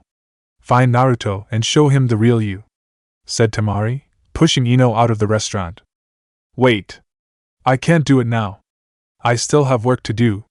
I'll tell him after work, said Ino, who thankfully remembered that she has to go back to work or her mother would kill her. Temari sighed. Fine. Then tell him later, just don't chicken out, you wuss, teased Temari with a smile. Ino stuck out her tongue at Temari but started laughing after that. It was all good fun. After that little scuffle, she said her goodbyes and went back to the flower shop with a clearer head, thanks to Temari. Ichiraku, we can see a blonde figure devouring bowl after bowl of ramen while conversing with the owners of the stand. The owners were laughing at something the figure said. They were happy that the blonde enigma came back. It was boring without him. And then he was caught by all those women. I swear, he was limping for a week after that. Laughed Naruto, who just told a story about his late master and his many adventures at the hot springs. The couple laughed wholeheartedly. It was always enjoyable to listen to one of Naruto's many adventures. It was amazing what he went through in his short life. Serves him right, that pervert. I was always afraid to go to the hot springs when he was in town. I swear, he ruined the hot springs for me. Laughed Ayam with a tick on her forehead. Haha, I'm sure you are not the only one. He had a gift for doing that. Added Naruto, who got a faraway look on his face at the end. The couple noticed that. You miss him, don't you? Said old man Ichiraku. Dearly. He made me what I am today. If it wasn't for him, I don't think I would be here today. He meant so much to me. Being around him, it felt like I had a father. He was always watching over me, helping me. I wish I could have told him that, said Naruto sadly. I think he knew. I'm sure he's proud of you, wherever he is. I saw how he looked at you whenever you two came here. His smile told me everything. You were his family, said Ichiraku while giving Naruto another bowl of ramen. Naruto smiled at the man. He was the best, added Naruto with a big smile. Meanwhile, Shikamaru was seen walking down the street near the Ichiraku stand. He saw a blonde figure sitting there, and decided to join him. When he was nearing them, he could hear them talking about Jiraiya. He moved away the flaps of the stand and sat down next to Naruto. They sure are, said Shikamaru with a smile which earned the attention of Naruto, who looked towards him. Hey Shikamaru, didn't see you there. You were saying something? Said Naruto to his friend. Shikamaru smiled. I heard you talking about Lord Jiraiya and I was thinking how similar Asuma-sensei and he were. Naruto smiled back at his longtime friend. Yeah, I know what you mean. They were the greatest, each in their own way. But as you said to me back then, now it's our turn to be great. It's our turn to lead the next generation. Shikamaru nodded at his friend and then ordered a bowl of pork ramen. While waiting for his ramen, Shikamaru did something very unlike him. He started a conversation and he didn't say troublesome. How's Ino? Smirked Shikamaru. I guess word got around, huh? Responded Naruto while giving him a blank look. Shikamaru smiled in response. Naruto sighed. Well, she's great. Honestly, she surprised me. She is nothing like I thought she would be. I thought that I could never have a decent conversation with her, and yet now I told her some of my biggest secrets, said Naruto, surprised by his actions. And that bothers you? Asked Shikamaru. I don't know. Ino was the last person I would tell my secrets. We were never really close, you know. We were total opposites. She was popular, I was a nobody. We didn't really hang out, only when I was with you guys. What made me do it? What made me tell her all that stuff? Asked a confused Naruto. Well, as much as I hate to say this, but I have no answer for you. It is up to you to find that out. I can tell you this, though. Ino is different than she was before. Finished Shikamaru cryptically. Naruto raised an eyebrow. Shikamaru continued. I'm sure you remember how she was like in the past. I don't have to tell you that. It was Sasuke that and Sasuke this. It was annoying to say the least. But things started to change after you went on your trip with Lord Jiraiya. She started to take things seriously. I don't know what triggered that change. It could have been Sasuke. Maybe she wanted to prove herself to him, or it could be something else, said Shikamaru, who was already thinking how tired he's going to be after this conversation. Naruto nodded, understanding everything so far. I think she still loved Sasuke, or at least felt something towards him, even after he left the village. I don't know when that changed, but if I were to guess, it was the day Sakura died, said Shikamaru. Naruto winced at that particular memory. We all saw things differently after that day. I think Ino learned the truth about Sasuke, about life itself. Her childish love she had for Sasuke evaporated that day. The death of Sakura restarted her life, said Shikamaru, who didn't like to relive that day. Naruto stared at his empty bowl, thinking about the things Shikamaru said. Naruto knew Ino changed. She showed that in the last week they've been going out together. He only wanted to know what triggered the change. He had his theories and Shikamaru had the same thoughts, but he wanted to hear the answer from Ino herself. I thought the same as you. I noticed the change in Ino the moment I came back. She acted nothing like before. Imagine my surprise when I come back to my apartment, and I find out that Ino was taking care of it for the last 2 years.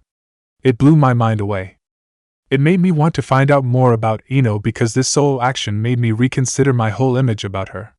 I wanted to find out what kind of person she really is," stated Naruto.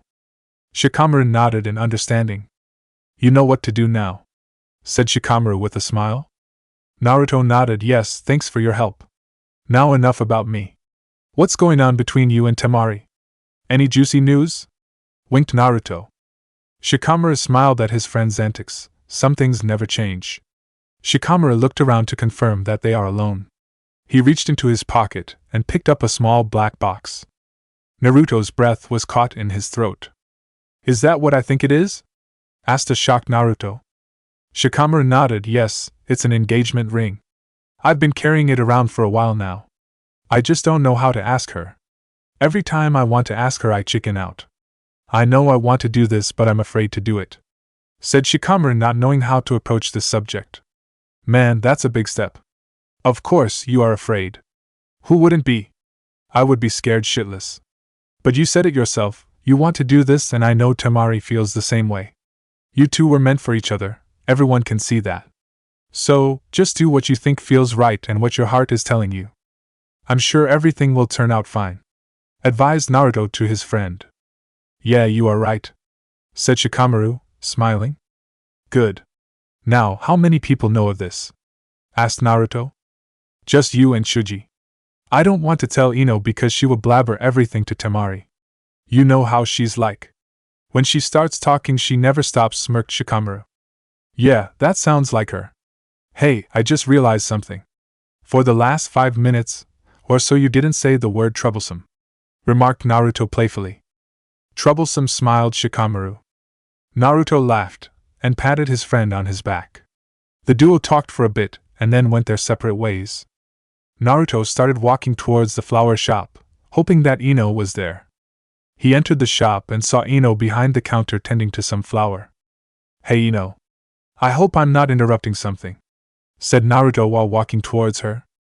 "Hey Naruto, or should I say Namikaze? No, just looking out for some flowers. What are you doing here? Miss me?" replied Ino, who brightened up a bit after Naruto arrived. Naruto laughed at her comment. "You could say that. I was wondering if you would like to go out with me tonight." Ino smiled. This was perfect. She could talk with Naruto about the things she was thinking about. "Sure, I would love to. I finish my shift at 6. You can pick me up at 8, said Ino happily. "Great, can't wait," said Naruto. "Do you need some help around the shop?"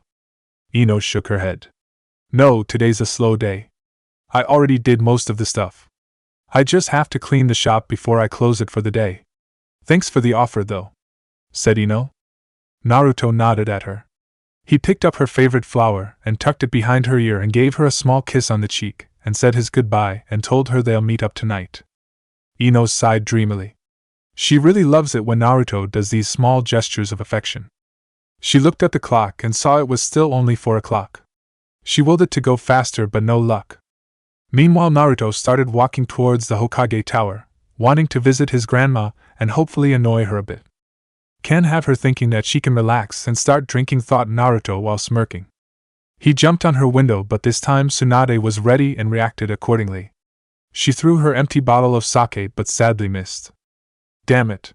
One of these days I won't miss," said Tsunade, annoyed by his antics which he inherited from his perverted master. "Haha, in your dreams, grandma. I'm too good for you, admit it. You're too old to tango with me," grinned Naruto. Tsunade gained a tick mark on her forehead, but she knew she couldn't hit him unless he let her. She sighed. "What do you want, brat? Can't you see I'm busy?" "Oh, come on. Can I visit my favorite grandma?" pouted Naruto. "I'm your only grandma. Now spill, what are you here for?" responded Tsunade, secretly happy that he called her favorite grandma. "Nothing special, just came to visit you and Shizen. I haven't been here for a few days. Didn't want you to let your guard down. You never know when I'll do something crazy," shined Naruto. "I've got enough paperwork without your crazy actions. But as much as I hate to say it, it's good to see you. What have you been up to?" I read an interesting report from one of my ANBU team. Something about a crazy noble trying to kidnap Ino. What was that all about? Asked a genuinely curious Tsunade. She knew what happened from the report she read, but she wanted to hear the whole story from the source. Naruto looked slightly annoyed, clearly not happy about that particular incident. He told her the whole story. About Ruga's vendetta against his mother and father, and about his plans for Ino. Tsunade was seething towards the end. If it weren't for Ibiki's therapy sessions, she would have personally involved herself in the re-education of the man. Nobody messes with Uzumaki Kushina and Minato Namikaze and gets away with it. Not on her watch.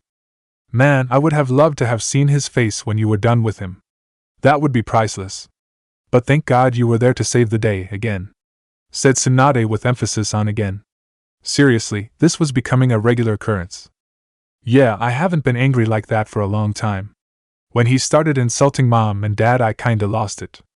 And when I thought about what he would have done to Ino, I think that pushed me over the edge, said Naruto. Tsunade wondered what was up with Naruto and Ino. He seems very protective of her. Yeah, about you and Ino. Something I should know, brat? Asked Tsunade. Naruto scratched his cheek and blushed a bit. Tsunade grinned. Shizen, come in here and bring sake. We've got some celebrating to do, shouted Tsunade. Shizen stumbled into the office holding a bottle of sake in her hands. What? What happened? Asked Shizen, who for some reason didn't object to bringing sake into the office. The brat over her finally got a girlfriend, grinned Tsunade. Shizen looked shocked, judging from her face. Seriously? When did that happen? Who is she? Asked a stunned Shizen. Tsunade decided to answer that. It's Ino. Don't just stand there. Give me my sake. The brat can tell us the story while we drink, ordered Tsunade. Shizen sighed at her master's behavior, but she will allow it since it is a special occasion. It's not every day Naruto gets a girlfriend. They spend the afternoon talking about Naruto and Ino. When they finished, there were 4 bottles empty lying on the table, 4 of which Tsunade drank herself. Naruto had a few glasses, but the rest was all Shizen. Tsunade was drunk, so Shizen decided to help her home while Naruto went home to prepare for his date with Ino. Later, Naruto knocked on the door of Ino's house and was greeted by Inora, Ino's mom. She invited him in where he could wait for Ino to finish getting ready. Make yourself at home, dear. Ino will be ready in a couple of minutes, said Inora while walking to the kitchen to get some tea and cookies. She came back with a plate of cookies and some green tea, and in the company of Ino's father. Inoichi smiled at the young man. He thought he was perfect for his little princess. He proved that time and time again. Inoichi greeted Naruto, and Naruto did the same. They all took a seat and talked for a bit. I heard what you did yesterday, Naruto. Thank you, said Inora sincerely, thankful that he saved her daughter. It was nothing. That scumbag deserved it, responded Naruto, while scratching his head, not used to receiving praise. Same here. If it weren't for you, who knows what would have happened. I regret not putting that bastard in his place when I had the chance. Ragged Inoichi. Inora intertwined her fingers with his and leaned into him. Naruto smiled at the husband and wife, loving what they have with each other. He heard footsteps and saw Ino walking down wearing a beautiful black dress that went down to her thighs, showing off her long, firm legs. The dress hugged to her body perfectly, showing all of her womanly curves. Naruto was filled with joy. Can you blame him? He is going to spend an entire evening in the company of this gorgeous lady. Ino smiled at her date and took his hand in hers. They walked out of the house, saying goodbyes at the smiling parents. They walked towards that new restaurant that just opened. They approached the maitre d' and Naruto told them they had a reservation under the name Uzumaki. The waiter nodded and led them to their table and took their orders. Ino looked towards Naruto. This a pretty fancy restaurant. It must have been hard to get a reservation. Nah, not really. I guess being famous has its perks besides all the ladies, grinned Naruto. Yeah, you should be lucky for catching my attention, laughed Ino. Naruto joined her. They both wanted to use this date to ask all of their questions and clear some of the doubts that are filling their heads. But they both didn't know how to start the conversation. Luckily, they were interrupted by the waiter bringing their food and drinks. They ate their meals while talking about some trivial stuff. They were done after 20 or so minutes. They paid for their meal and left the place. They took a stroll through the park next. They spotted a bench and decided to sit there and just relax a bit. Naruto was leaning against the railing of the bench while looking at the stars. Ino was leaning against him while his arm was around her. I guess it's now or never, thought Ino. Naruto, said Ino. Naruto hummed, indicating that he heard her. Do you hate me? Asked Ino shyly while looking down.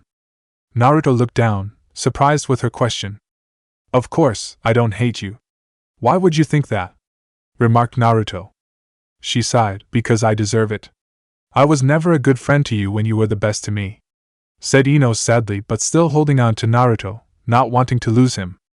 Naruto smiled kindly at her, understanding why she thought like that. I could never hate you.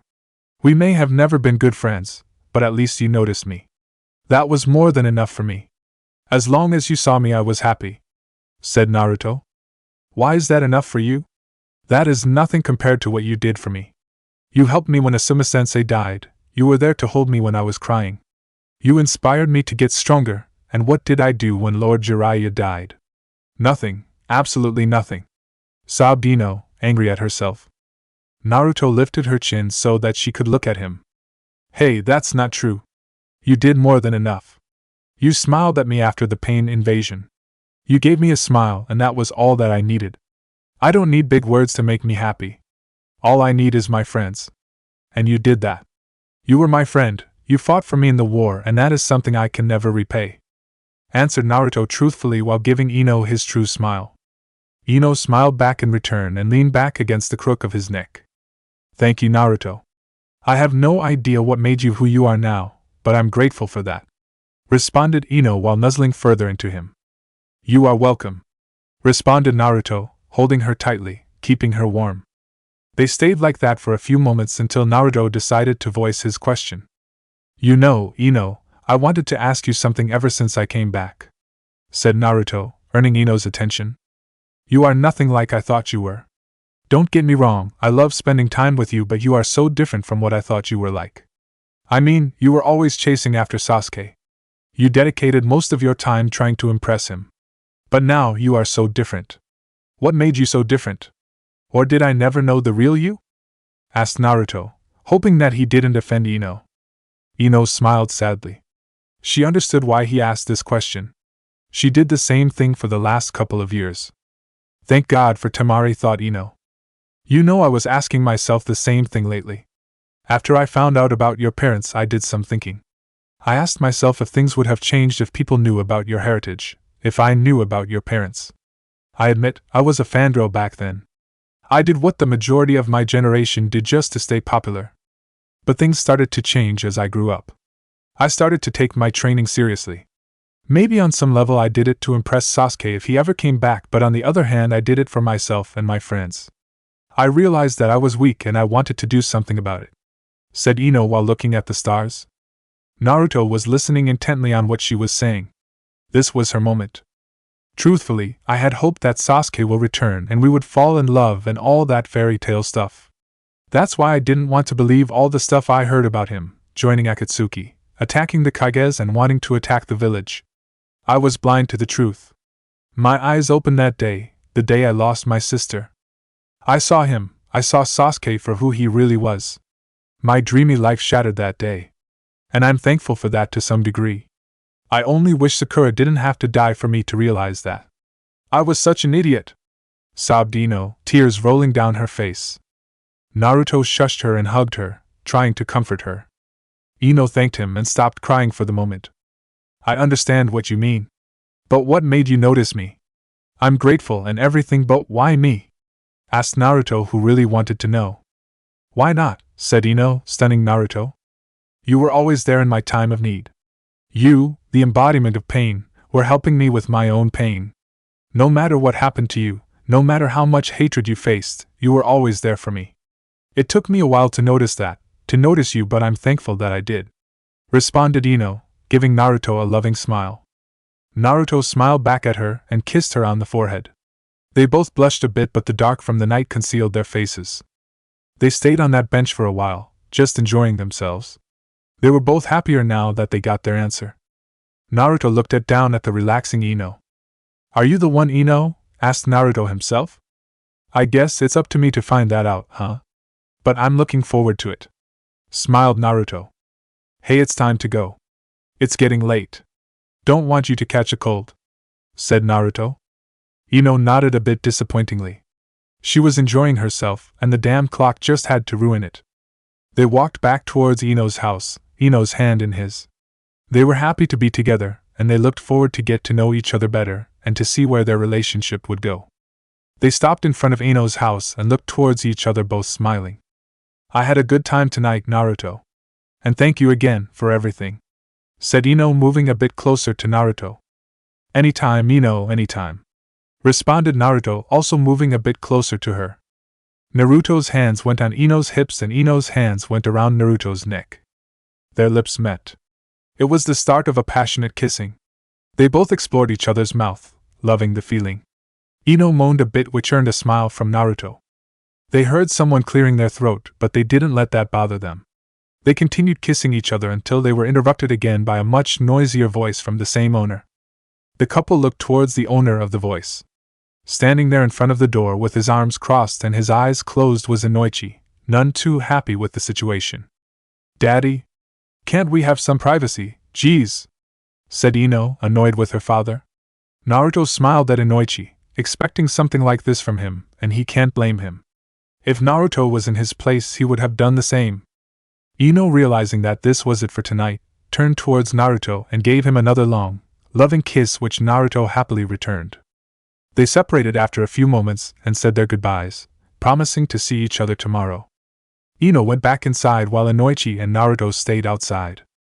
Inoichi smiled fatherly and nodded at Naruto. Naruto understood what he meant and said his goodbye. Can't wait for tomorrow, beamed Naruto. Chapter 8. The next day, Ino yawned and got up from her bed. It was her day off today from work. She decided to spend some time training her affinity, and hopefully make some progress. She's really close to finishing her elemental manipulation. She is working on controlling the flow of water and forming whirlpools. It was tough in the beginning, but with some practice she got the hang of it.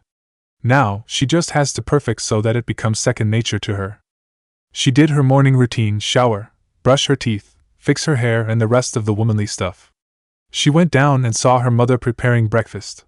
She took a whiff of the smell and smiled. Pancakes, yelled the delighted Ino. She also saw her father sitting at the table half asleep. She giggled at him. He looked so funny. One hand was on his cheek, supporting his head so that he doesn't fall back asleep. He definitely wasn't a morning person. She took a seat next to her father and slapped him on the face, playfully of course. That definitely woke Inoichi up. The weird thing is that he wasn't angry at Ino for slapping him. He just yawned and stretched his body and waited for breakfast. It must be something of a habit for them, thought the narrator. Enora served the breakfast and took a seat herself.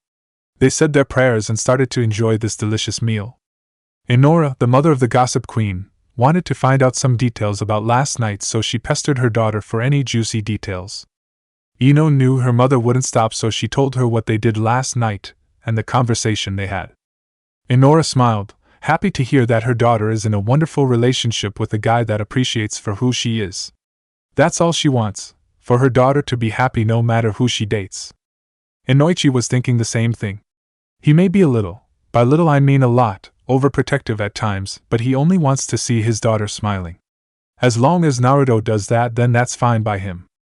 Inoichi always thought that Naruto was a great guy. Strong in spirit and in body and a guy with the greatest heart. The village just didn't give him a chance to prove that, to show his true colors. Yep, he was definitely a good choice. I really think we took a big step yesterday. I mean, we found out a lot about each other. We both had doubts about each other and about this relationship. But after our talk, I really can't wait to see where life takes us. All I know is, being with him really brightens my day. Smiled Ino, finishing her recollection of last night. That's lovely, dear. I'm happy for you. Remember, if you need help with anything, don't be afraid to ask for some help. Just avoid your father, he can be an idiot sometimes. Smirked Enora. Ino laughed at her mother's teasing. Hey, I'll have you know, my friends tell me I'm a great listener and I give good advice. returned Inoichi, who was offended by his wife's statement. They say that because they are drunk and don't know what they are saying, responded Enora with a teasing grin. Inoichi turned away and pouted. It's always like this. He always gets picked on by his wife and daughter. Enora smiled at her husband and proceeded to hug him from behind and whispered something in his ear. Inoichi blushed at her words, definitely liking the sound of that. Ino caught that blush on her father's face and knew what they were talking about. She blushed a bit and shook her head while sighing. She excused herself and left the two lovebirds alone. Seriously, they sometimes act like they are 20 years old again, thought Ino. Ino put on all of her ninja gear and turned her gaze towards the direction of her training ground. She arrived there a couple of minutes later, but the training ground was already occupied by no other than her blonde idiot. The sight was majestic. Why, you ask? Well, for one, Naruto was shirtless. 2. He had the body of a god. 3. Ino was having fantasies while watching him. I think there was a bit of saliva dripping from her mouth. Naruto smirked. He was hoping that Ino will come this morning. This way he could spend some time together after last night. Last night really cleared a lot of things for him. He still wasn't completely satisfied, but he will get the answers eventually. Right now, this was more than enough for him. She was honest with him, and he appreciated that. She is trying to change her life, and he respects that. In his opinion, she's already a different person. A person he actually really likes and enjoys hanging out with. Not to mention that kiss, man, that was really something. He got a little carried away there. He shook his head and tried to clear the scene from last night out of his head and tried to focus on the katas he was performing. He sensed Ino watching him from the trees and decided to prank her a bit. He used a seal-less shunshin and appeared behind her. He whispered lovingly into her ear, I see something beautiful. Ino reacted accordingly to his teasing. Her entire body shivered and had goosebumps all over her body. She loved the feeling of his breath on her body. Naruto smiled at her, hoping for this kind of reaction. He enjoyed teasing her. It was his favorite pastime. Naruto surprised Ino with what he did next. He swooped her up and carried her bridal style. Ino let out a slight eep, surprised by his bold move. Naruto grinned at her and jumped down from the tree. Ino moved her hands around his neck, making herself more comfortable. She loved the feeling of Naruto's bare chest on her skin. He was so warm, so delicious. Yummy, thought Ino. You know, if I didn't know better I would have thought you are trying to take advantage of me. Smirked Ino. Who knows, I just might. Responded with an equal smirk. Baka. Smiled Ino. Naruto took a seat by the ride and moved Ino into a bit so that she was a bit more comfortable in his lap. What are you doing here anyway? I thought your training grounds were somewhere else. Asked Ino, not that she didn't enjoy his company or anything like that. I was waiting for you. Why do you think I put on that show? Grinned Naruto. Men. Always with the showing off. You just can't contain yourself, huh? Smirked Ino. Just admit it. You loved it. Said Naruto with a smile. Idiot. She smacked him on his chest playfully. Naruto just laughed slightly and held her closer to him. They sat there for a few moments, both enjoying the silence. Naruto decided to say something. Do you want to do some training, Ino? Asked Naruto, who was really comfortable right now. She shook her head, not yet. Let's just stay like this for a while. He smiled back at her. He lied down on the ground and Ino did the same, her head on his chest. You know, you still haven't put a shirt on. Grinned Ino. Meh, don't need it. But if you want I can put it on. Grinned back Naruto. Ino laughed slightly. Nah, this feels great. They both just lay there, each lost in their own thoughts. Ino was so comfortable that she started to doze off. After a few moments a light snoring could be heard. Naruto smiled at his blonde partner. He thought she looked cute while sleeping. He didn't want to wake her up, so he stayed like that until she woke up. She looked tired, and who was he to wake her up for no reason? Having nothing to do, Naruto also started to feel tired and sleepy. Not wanting to fight that sensation, he closed his eyes and let the slumber take him. It was noon when Ino started to stir. She felt great, re-energized. One of the best naps of her life. She looked up and saw Naruto sleeping with a serene smile on his face. He looked so peaceful, thought Ino while stroking his whisker marks. Naruto grumbled something about ramen and kisses, which earned a giggle from Ino. This also woke Naruto up. He cleared his eyes and saw Ino giggling at him. "What's so funny?" asked Naruto. You dummy. You were talking in your sleep," responded Ino. "Oh yeah? As I recall, you were snoring while you slept," grinned Naruto. "I did not. That's called breathing, you idiot," glared Ino. "Nope, definitely snoring. You look cute though," remarked Naruto. A blush formed on Ino's face, and she looked away, not wanting to see Naruto's grinning face. She took a glance at him after a while and saw him still grinning at her. Not wanting to be outdone by the blonde, she jumped on him and straddled him. "Now what you are going to do? I have you completely under my control," smiled wickedly Ino. Naruto smiled and said, "This?" He took her completely by surprise. 1 second she was looking down at him, the next, Naruto was kissing her. But hey, who is she to skip on kissing?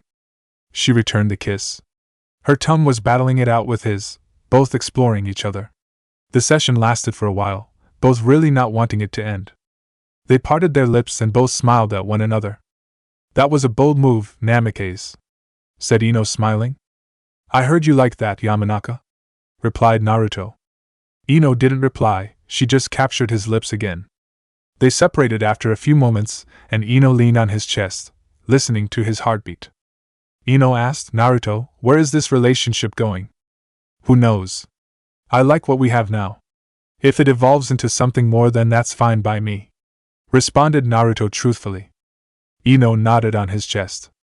"You know, you still didn't do any training. If you have any troubles, I would be happy to help you with them," said Naruto. "Actually, that advice you gave me a while ago really helped me. After that, all it took was some time and hard work. I'm close to perfecting the exercise, actually," boasted Ino. "Really? That's fast, really fast. Definitely faster than when I did it. Can you show me, please?" said Naruto, proud of her. Ino nodded and took her position over the lake. She closed her eyes and started concentrating. "Be water, feel the current flow, calm your chakra and explode," thought Ino. The effect could be seen immediately. In front of Ino, a small whirlpool started to form. It was gradually increasing in size. Naruto looked at her and was impressed. It wasn't perfect, but it was damn close. Ino let go of the technique and wiped her forehead of some sweat. Not having monstrous chakra capacity means you get quite exhausted doing this training. "How was that?" turned Ino towards Naruto, eagerly awaiting his answer. Naruto gave her a proud smile. "Awesome, Ino. It was not perfect, but you are definitely getting there. A few more days and you'll be done. If you want, I can show you a jutsu for your affinity. Think of it as a reward for a job well done." Ino gave him a crushing hug in answer, catching him off guard, but he recovered fast and returned it. Ino was squealing in happiness. Yes. Please show me," said Ino with stars in her eyes. "Never knew you were a jutsu freak, Ino," smirked Naruto. Ino scratched her head in embarrassment. Not many people know of her addictions. "No worries, that makes 2 of us. The technique I'm going to show is a simple clone jutsu, water clone jutsu to be exact," said Naruto. Ino wasn't exactly pleased with Naruto's choice of jutsu. She was expecting something more in the line of a big dragon or a big tornado of water or something like that. Naruto saw what she was thinking and decided to elaborate on his decision. "I know what you are thinking. You probably are thinking, why the clone jutsu? Well, that's an easy one. Ero-sennin always told me to start with something small. I could show you some of the more flashier jutsus, but you may hurt yourselves practicing it. You still don't have any experience molding water chakra, so it's best to start with something simple. Besides, water clone can be extremely useful. It can be used for distraction, substitution, or just to overwhelm your opponent," elaborated Naruto. Ino nodded after his explanation. She may not like it, but she understands. Besides, it was sweet of him to take her safety in mind. "Alright, show it to me. But you'll have to teach me another after I learn this one," glared Ino, not taking no for an answer. Naruto relented. He knew he can't win this battle. He nodded at her and Ino eased up on the glaring. He showed her how to properly mold water chakra to make a solid clone. After that he left her to her own devices and took a seat next to the lake, watching Ino trying to do the jutsu. Ino was cursing every time her technique failed, which meant a lot. Patience wasn't her strong suit, apparently. Naruto smiled at his girlfriend. He will help if she asks him. But knowing how stubborn she can be, that won't likely happen. To battle his boredom, Naruto took a book out of his pouch and started reading it. You may be thinking, what's Naruto doing reading a book? You see, this isn't just any book. This was his master's first ever novel, the one where he got his name from. Naruto loved reading this book over and over again. It always somehow makes him smile. He guessed this is how Kakashi felt reading the same book 100 times over, except his was porn and Naruto's wasn't. Meanwhile, Ino cried out in anger. She was soaked to the bone. The jutsu sounded simple, but it just isn't happening for her. And her anger wasn't helping things at all.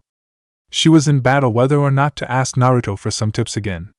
She wanted to do this on her own, but it was really bugging the hell out of her. She decided to squeeze some information out of him, without losing her pride as a ninja. She turned around and saw something peculiar. In Naruto's hands was a book. A book! What the hell, thought a flabbergasted Ino. She strolled towards him and took a peek at what he was reading. She read something about a battle between two ninjas. An assassin and a leader were fighting it out. Naruto. What's that? Pointed Ino towards the book. Naruto looked up and saw an interested Ino looking towards his book. Oh, this. A copy of a book called The Tales of the Utterly Gutsy Ninja, Erosenin's first book. Boasted Naruto. Ino's face suddenly turned dark. She was thinking something in the lines of this: Jiraiya equals super pervert, Jiraiya's books equals porn, Naruto reading Jiraiya's books equals pervert. She had a murderous look on her face. Naruto wondered what was happening to Ino. He got the answer soon enough. Naruto, are you reading porn in front of me? Said Ino while crackling her knuckles. Naruto suddenly turned pale, figuring out why Ino was behaving like that. He waved his hands dismissively. No, no, no, no. Ino, this isn't porn, this is a heroic story, I swear. Please don't hit me. Explain. Ordered Ino, not letting him off the hook that easily. Naruto let out the breath he didn't know he was holding, happy to have escaped Ino's wrath, at least for the moment. You see, this was Erosenin's way of changing the world. He wanted to bring peace through his work. This was his first try at it. He wrote this while taking care of his 3 students during the Second Shinobi World War. One of his students inspired him to write this novel. It didn't sell very good, so he switched to something more appealing to men. Explained Naruto. Ino's glare vanished. She was happy to hear that her boyfriend wasn't like his old master. What's it about? Asked Ino. It's about changing the ninja world. He talks about how to end the hatred that plagues the world. I've read it at least 100 times, but I still can't get enough of it. Oh, sounds like my type of book. Plenty of adventure and mysticism. Replied Ino, interested in reading the book. Yeah, it's a great story. It holds a special meaning for me, though. Said Naruto. Why's that? Asked Ino curiously. Did I ever tell you I have a godfather? Smiled proudly Naruto. Ino was shocked yet again. Of course, having a godfather is a regular occurrence, but if Ino's assumption was correct then. I got my name from this book. The main character, the hero, is called Naruto. My mother and father liked the main character and asked Erosenin if they could use it for me when I was born. And so the pervy sage became my godfather. Pretty cool, huh? Smiled Naruto. Ino's jaw was on the ground, literally. What's up with Naruto and his famous family? I mean, first there's Uzumaki Kushina, while not famous itself but was the Jinchuriki for the Kyuubi, and then there's the 4th Hokage and now one of the legendary 3 ninjas. Who's next, Tsunade? Ino picked her jaw from the floor. What's wrong with your family? Every single one of your relatives was some kind of a freakishly powerful ninja. Naruto scratched his head. I know, it's so cool. Who would have thought that me, the dropout, had such an awesome family? Smiled Naruto proudly. Ino sighed and shook her head. She should have learned by now, nothing concerning Naruto is normal. You certainly are special, that's for sure. Smiled Ino. Naruto smiled back, happy to have his girlfriend's support. Ino, I want to show you something. Said Naruto vaguely. What? Asked Ino. Just come with me. You'll know soon enough. Answered Naruto. Ino nodded and took hold of his hand. They took off into the forest. Ino didn't know where she was going. She never went this way before. They stopped jumping over the trees and descended to the grounded and started walking leisurely. Where are we going, Naruto? Asked a confused Ino. We're almost there, said Naruto. After a few hundred meters they stopped in front of what looked like a memorial. There was a stone and in front of it was a bouquet of paper flowers, but they seemed to have withered and a book was next to it. Whose grave is this? Asked Ino. This is my shrine to my hero, Jiraiya of the Toads, answered Naruto solemnly. Ino squeezed his hand in support. He squeezed back. You know, I always thought of him like my father. Back then I didn't know who my parents were and I didn't know how it felt like to have a parent.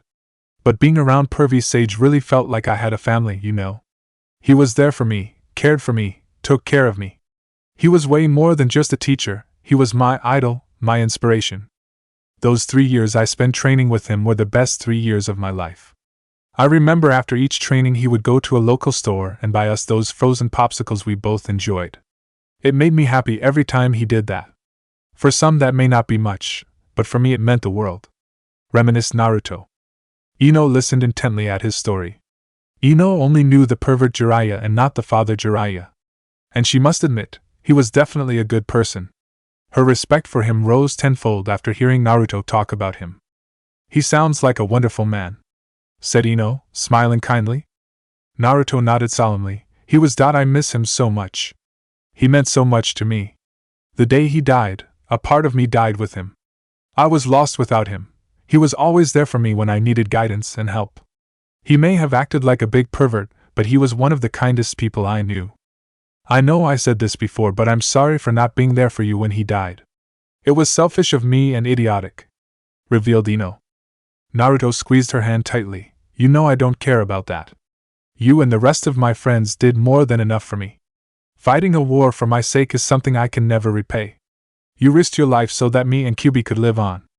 Well, somebody had to look out for you too. Without us you would probably do something stupid, like that time when you farted in Kiba's face.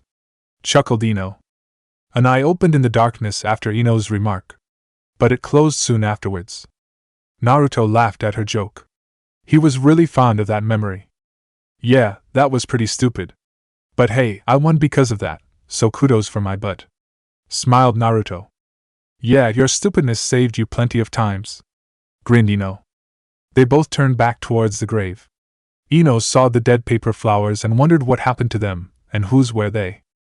Naruto, what happened to those flowers? And where did you get them? Inquired Ino. Naruto had a sad smile on his face, obviously because of a particular memory. They are the flowers of hope I received from my fellow student, answered Naruto cryptically. Ino raised an eyebrow at his answer, confused at what he was saying. Naruto continued, they were given to me as a sign of trust and hope from Konin of the Rain. You may remember her as the paper lady that attacked Konoha along with Nagato, which you know as Pain. Ino had a surprised look on her face. Why did she give them to you? We were enemies, why would she do that? This isn't exactly public knowledge, but Nagato and Konin, the 2 Akatsuki members, plus Yahiko were all once students of Erosenin. He found them during the war and took them in. He taught them the way of the ninjas. They were his inspiration for writing his first book. He believed that they would be able to change this world. He especially had faith in Nagato, who was the wielder of the Rinnegan. Told Naruto. Unreal. To think that Lord Jiraiya changed so many lives. If he didn't meet these kinds back then, who knows where we would be today? Said Ino, who had no idea that Jiraiya was so busy in his life. Yeah, he was like that, always trying to help. He was a big softer when it came to kids. Chuckled Naruto. Ino joined him. What happened afterwards? You know, no one actually knows what happened between you, Pain, and this Konin lady back then. How did you achieve that miracle? Asked Ino, who really wanted to know how Naruto changes people around him, even enemies. I learned what true pain is that day. I found Nagato and Konin in their hideout and confronted them. Nagato was nothing like I expected. He was stuck to this wheelchair and rods were sticking out of his body. He looked so weak and vulnerable, nothing like the monster I fought moments before. I wanted to talk to him, to get to know him. We studied under the same teacher, and so I wanted to know what made him the man he was. You know, I thought I had it bad, but after hearing the story of Nagato, Konan, Yahiko. I felt pathetic. They were orphans like me, but they watched their family die in the war. Nagato watched as his parents were killed by Konoha ninjas. Shocked Naruto. That's awful. Nobody deserves that, said Ino sadly. Yeah. But he persevered and looked onwards until that fateful day. It all went downhill one day. The day they confronted Hanzo the salamander, the day when he had to watch his best friend die in front of him. Yahiko died because of Hanzo, and Nagato lost himself in the pain, and that is what made him the way he was, said Naruto. But why are the flowers dead? Asked Ino, who felt sorry for the Akatsuki trio. They truly had sad lives. I found out why in the war, when I fought Tobi. He taunted me saying that I was weak and couldn't protect anyone. He told me he killed Konan because he wanted the Rinnegan from Nagato. He told me she died protecting me. He actually complimented her by saying that her faith in me never wavered. I was proud of my friend, my comrade from AIM. I regret not spending more time with her. There is so much I wanted to ask her. I regret not asking her to join Konoha back then. If she did, she would be alive today, said Naruto while clenching his fist. That man was a monster. He deserved his fate. He ruined too many lives, exclaimed Ino in support of Naruto. Yeah, I'm glad we won, replied Naruto, who moved closer to the memorial and knelt down. Ino joined him and they prayed in silence before leaving. They were walking through the forest, hand in hand, enjoying in their company. You know, you've told me a lot of your secrets and showed me a lot of your special places. I think it's only fair I show you some of my own, smirked Ino. I trust you, so why not? You don't have to show me anything if you don't want to, replied Naruto. Nah, I want to. I trust you too, and it's a good way for you to find out more about me, don't you think? Smiled Ino. Naruto nodded at her and thanked her for her trust. How about I show it to you tonight? Asked Ino. Naruto wanted to, but remembered he already promised Shikamaru to help him with his situation. He scratched his head. I would love to, but I kinda promised Shikamaru to help him with something. I forgot to ask you about this earlier, but Temari and Shikamaru invited us over for a dinner at their place. Do you want to go? Asked Naruto. Sure, it's going to be like a double date. We can visit my special place some other day, said Ino, excited about this date. Actually, it's going to be a triple date, apparently. Chuji is bringing his mystery girl, grinned Naruto. Ino's eyes lit up. After months of hiding his girlfriend, Ino's finally going to find out who captured his heart. It's about time. I was planning on following him if he didn't fess up who the girl is, smirked Ino evilly. Naruto shook his head at his girlfriend's antics. The lengths she would go just to find some material for her to gossip about. You know, you're also being awfully mysterious about this thing you are helping Shikamaru with. Anything I should know about? Grinned Ino mischievously. Naruto was a bit nervous. He knew she can be quite stubborn. Nothing special, just some guy stuff. I could tell you, but you would probably hit me in response, lied Naruto. It better not be something your old master would think of. Otherwise me and Temari are going to have our way with you, glared Ino. Naruto gulped in response. He didn't like the sound of that. He tried to steer away from this topic of the conversation by distracting her. So, how about that jutsu? Want to try again? Smiled Naruto nervously. Ino gave him a calculating glaze, not liking how he changed the subject. But the prospect of perfecting her new jutsu made her forget all about that. Fine, but don't think I forgot about what we just talked. Remember, perverseness equals a beating. Smiled happily Ino. Yes. I understand. Now back to training, said Naruto. After the training and a friendly spar, which Ino won by teasing Naruto during the fight, the couple went for a short lunch and after that they went their own way. Ino went home to spend some time with her family, and then prepare for the triple date. Naruto had different plans. It's been a while since he saw his favorite teacher. He was walking towards the academy, hoping that Irika is still there. He opened the door to his once-upon-a-time classroom. And there he was. The most dedicated teacher in history was grading the tests while smiling. Man, this brings back memories, grinned Naruto. Irika turned towards the voice and saw his favorite student. Suffice to say, he was ecstatic. Naruto, I heard you are back. How you've been? Asked Irika, pleasantly surprised by his visit. I've been great, Sorry for not visiting you right away. I've been kinda busy, said Naruto. Nah, it's okay. I knew you would come eventually. Please take a seat. I want to hear all about your journey, smiled Irika at his little brother. Naruto told him everything he has been doing so far, about his training, promotion, and so on. Ino, huh? Smiled kindly Irika. Naruto beamed back, yeah? Don't ask me how that happened, because I still have no idea.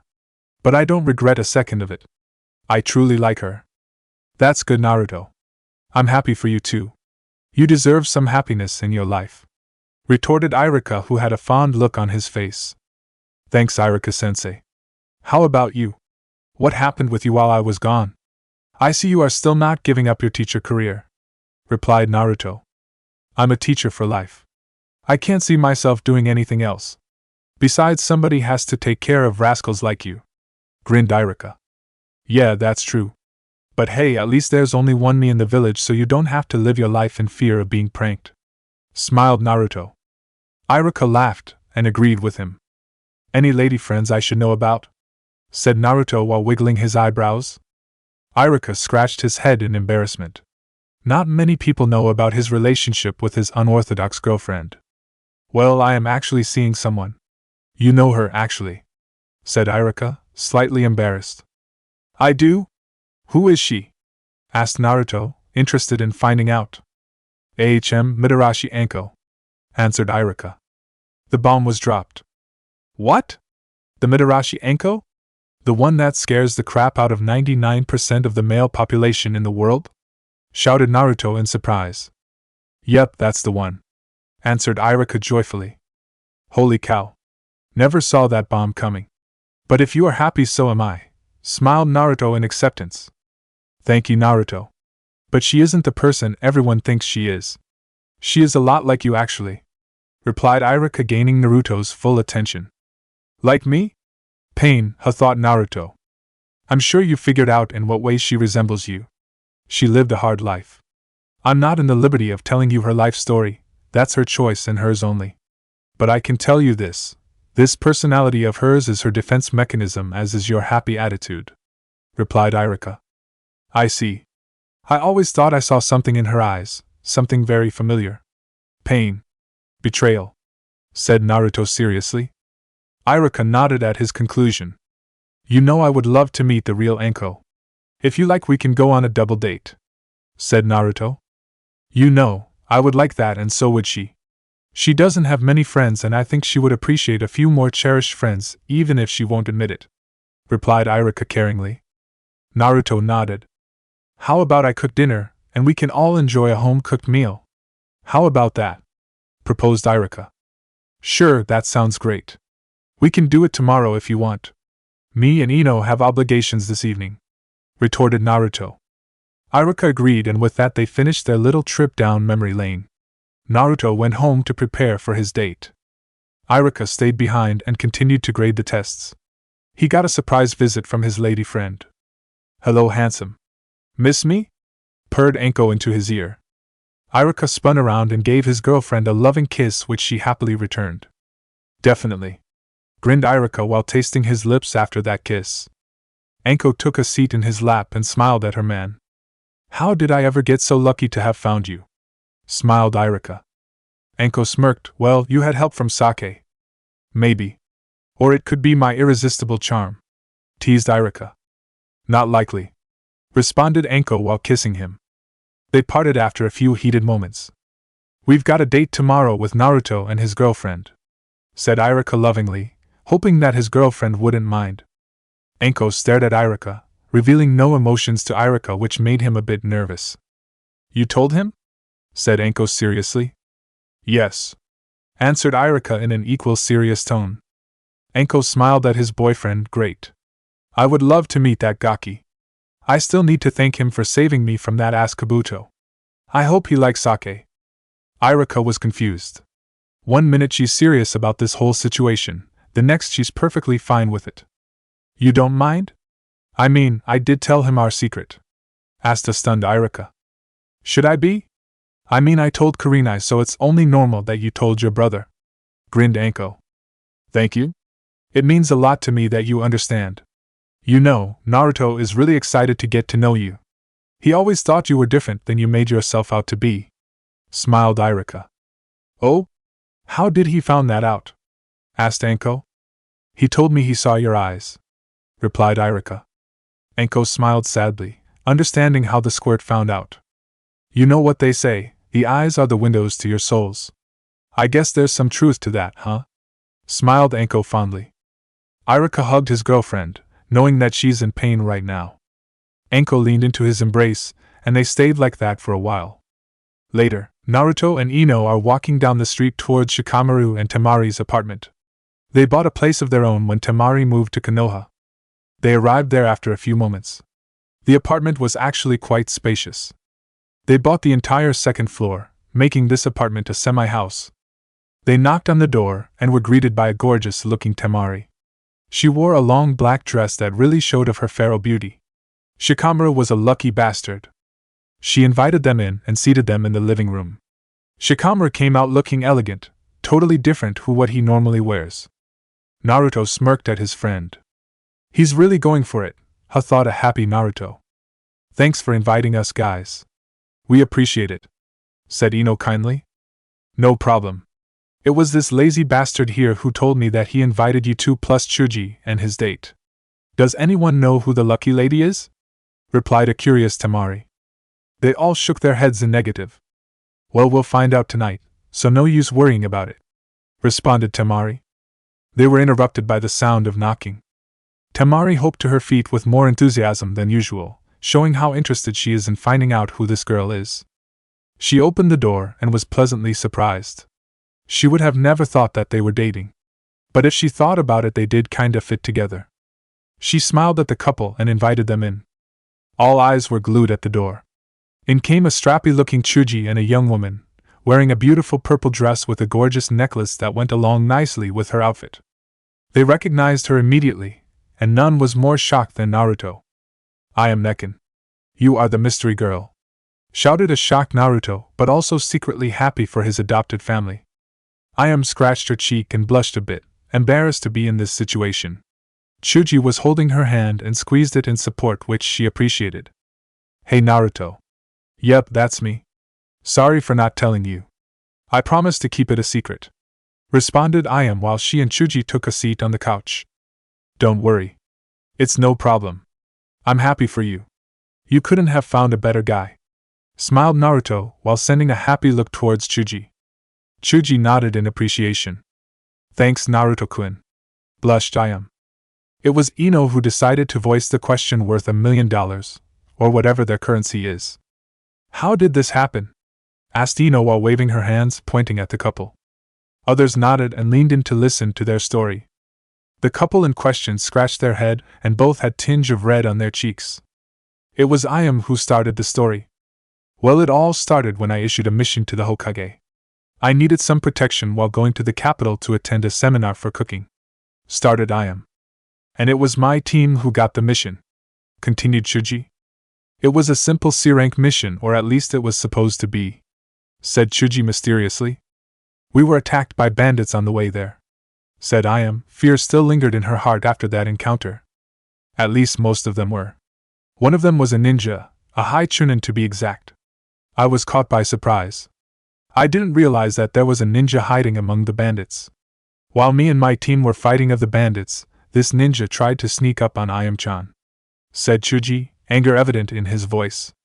Naruto also clenched his fists, angry at the man who tried to hurt his sister. "He came in behind me and whispered something in my ear.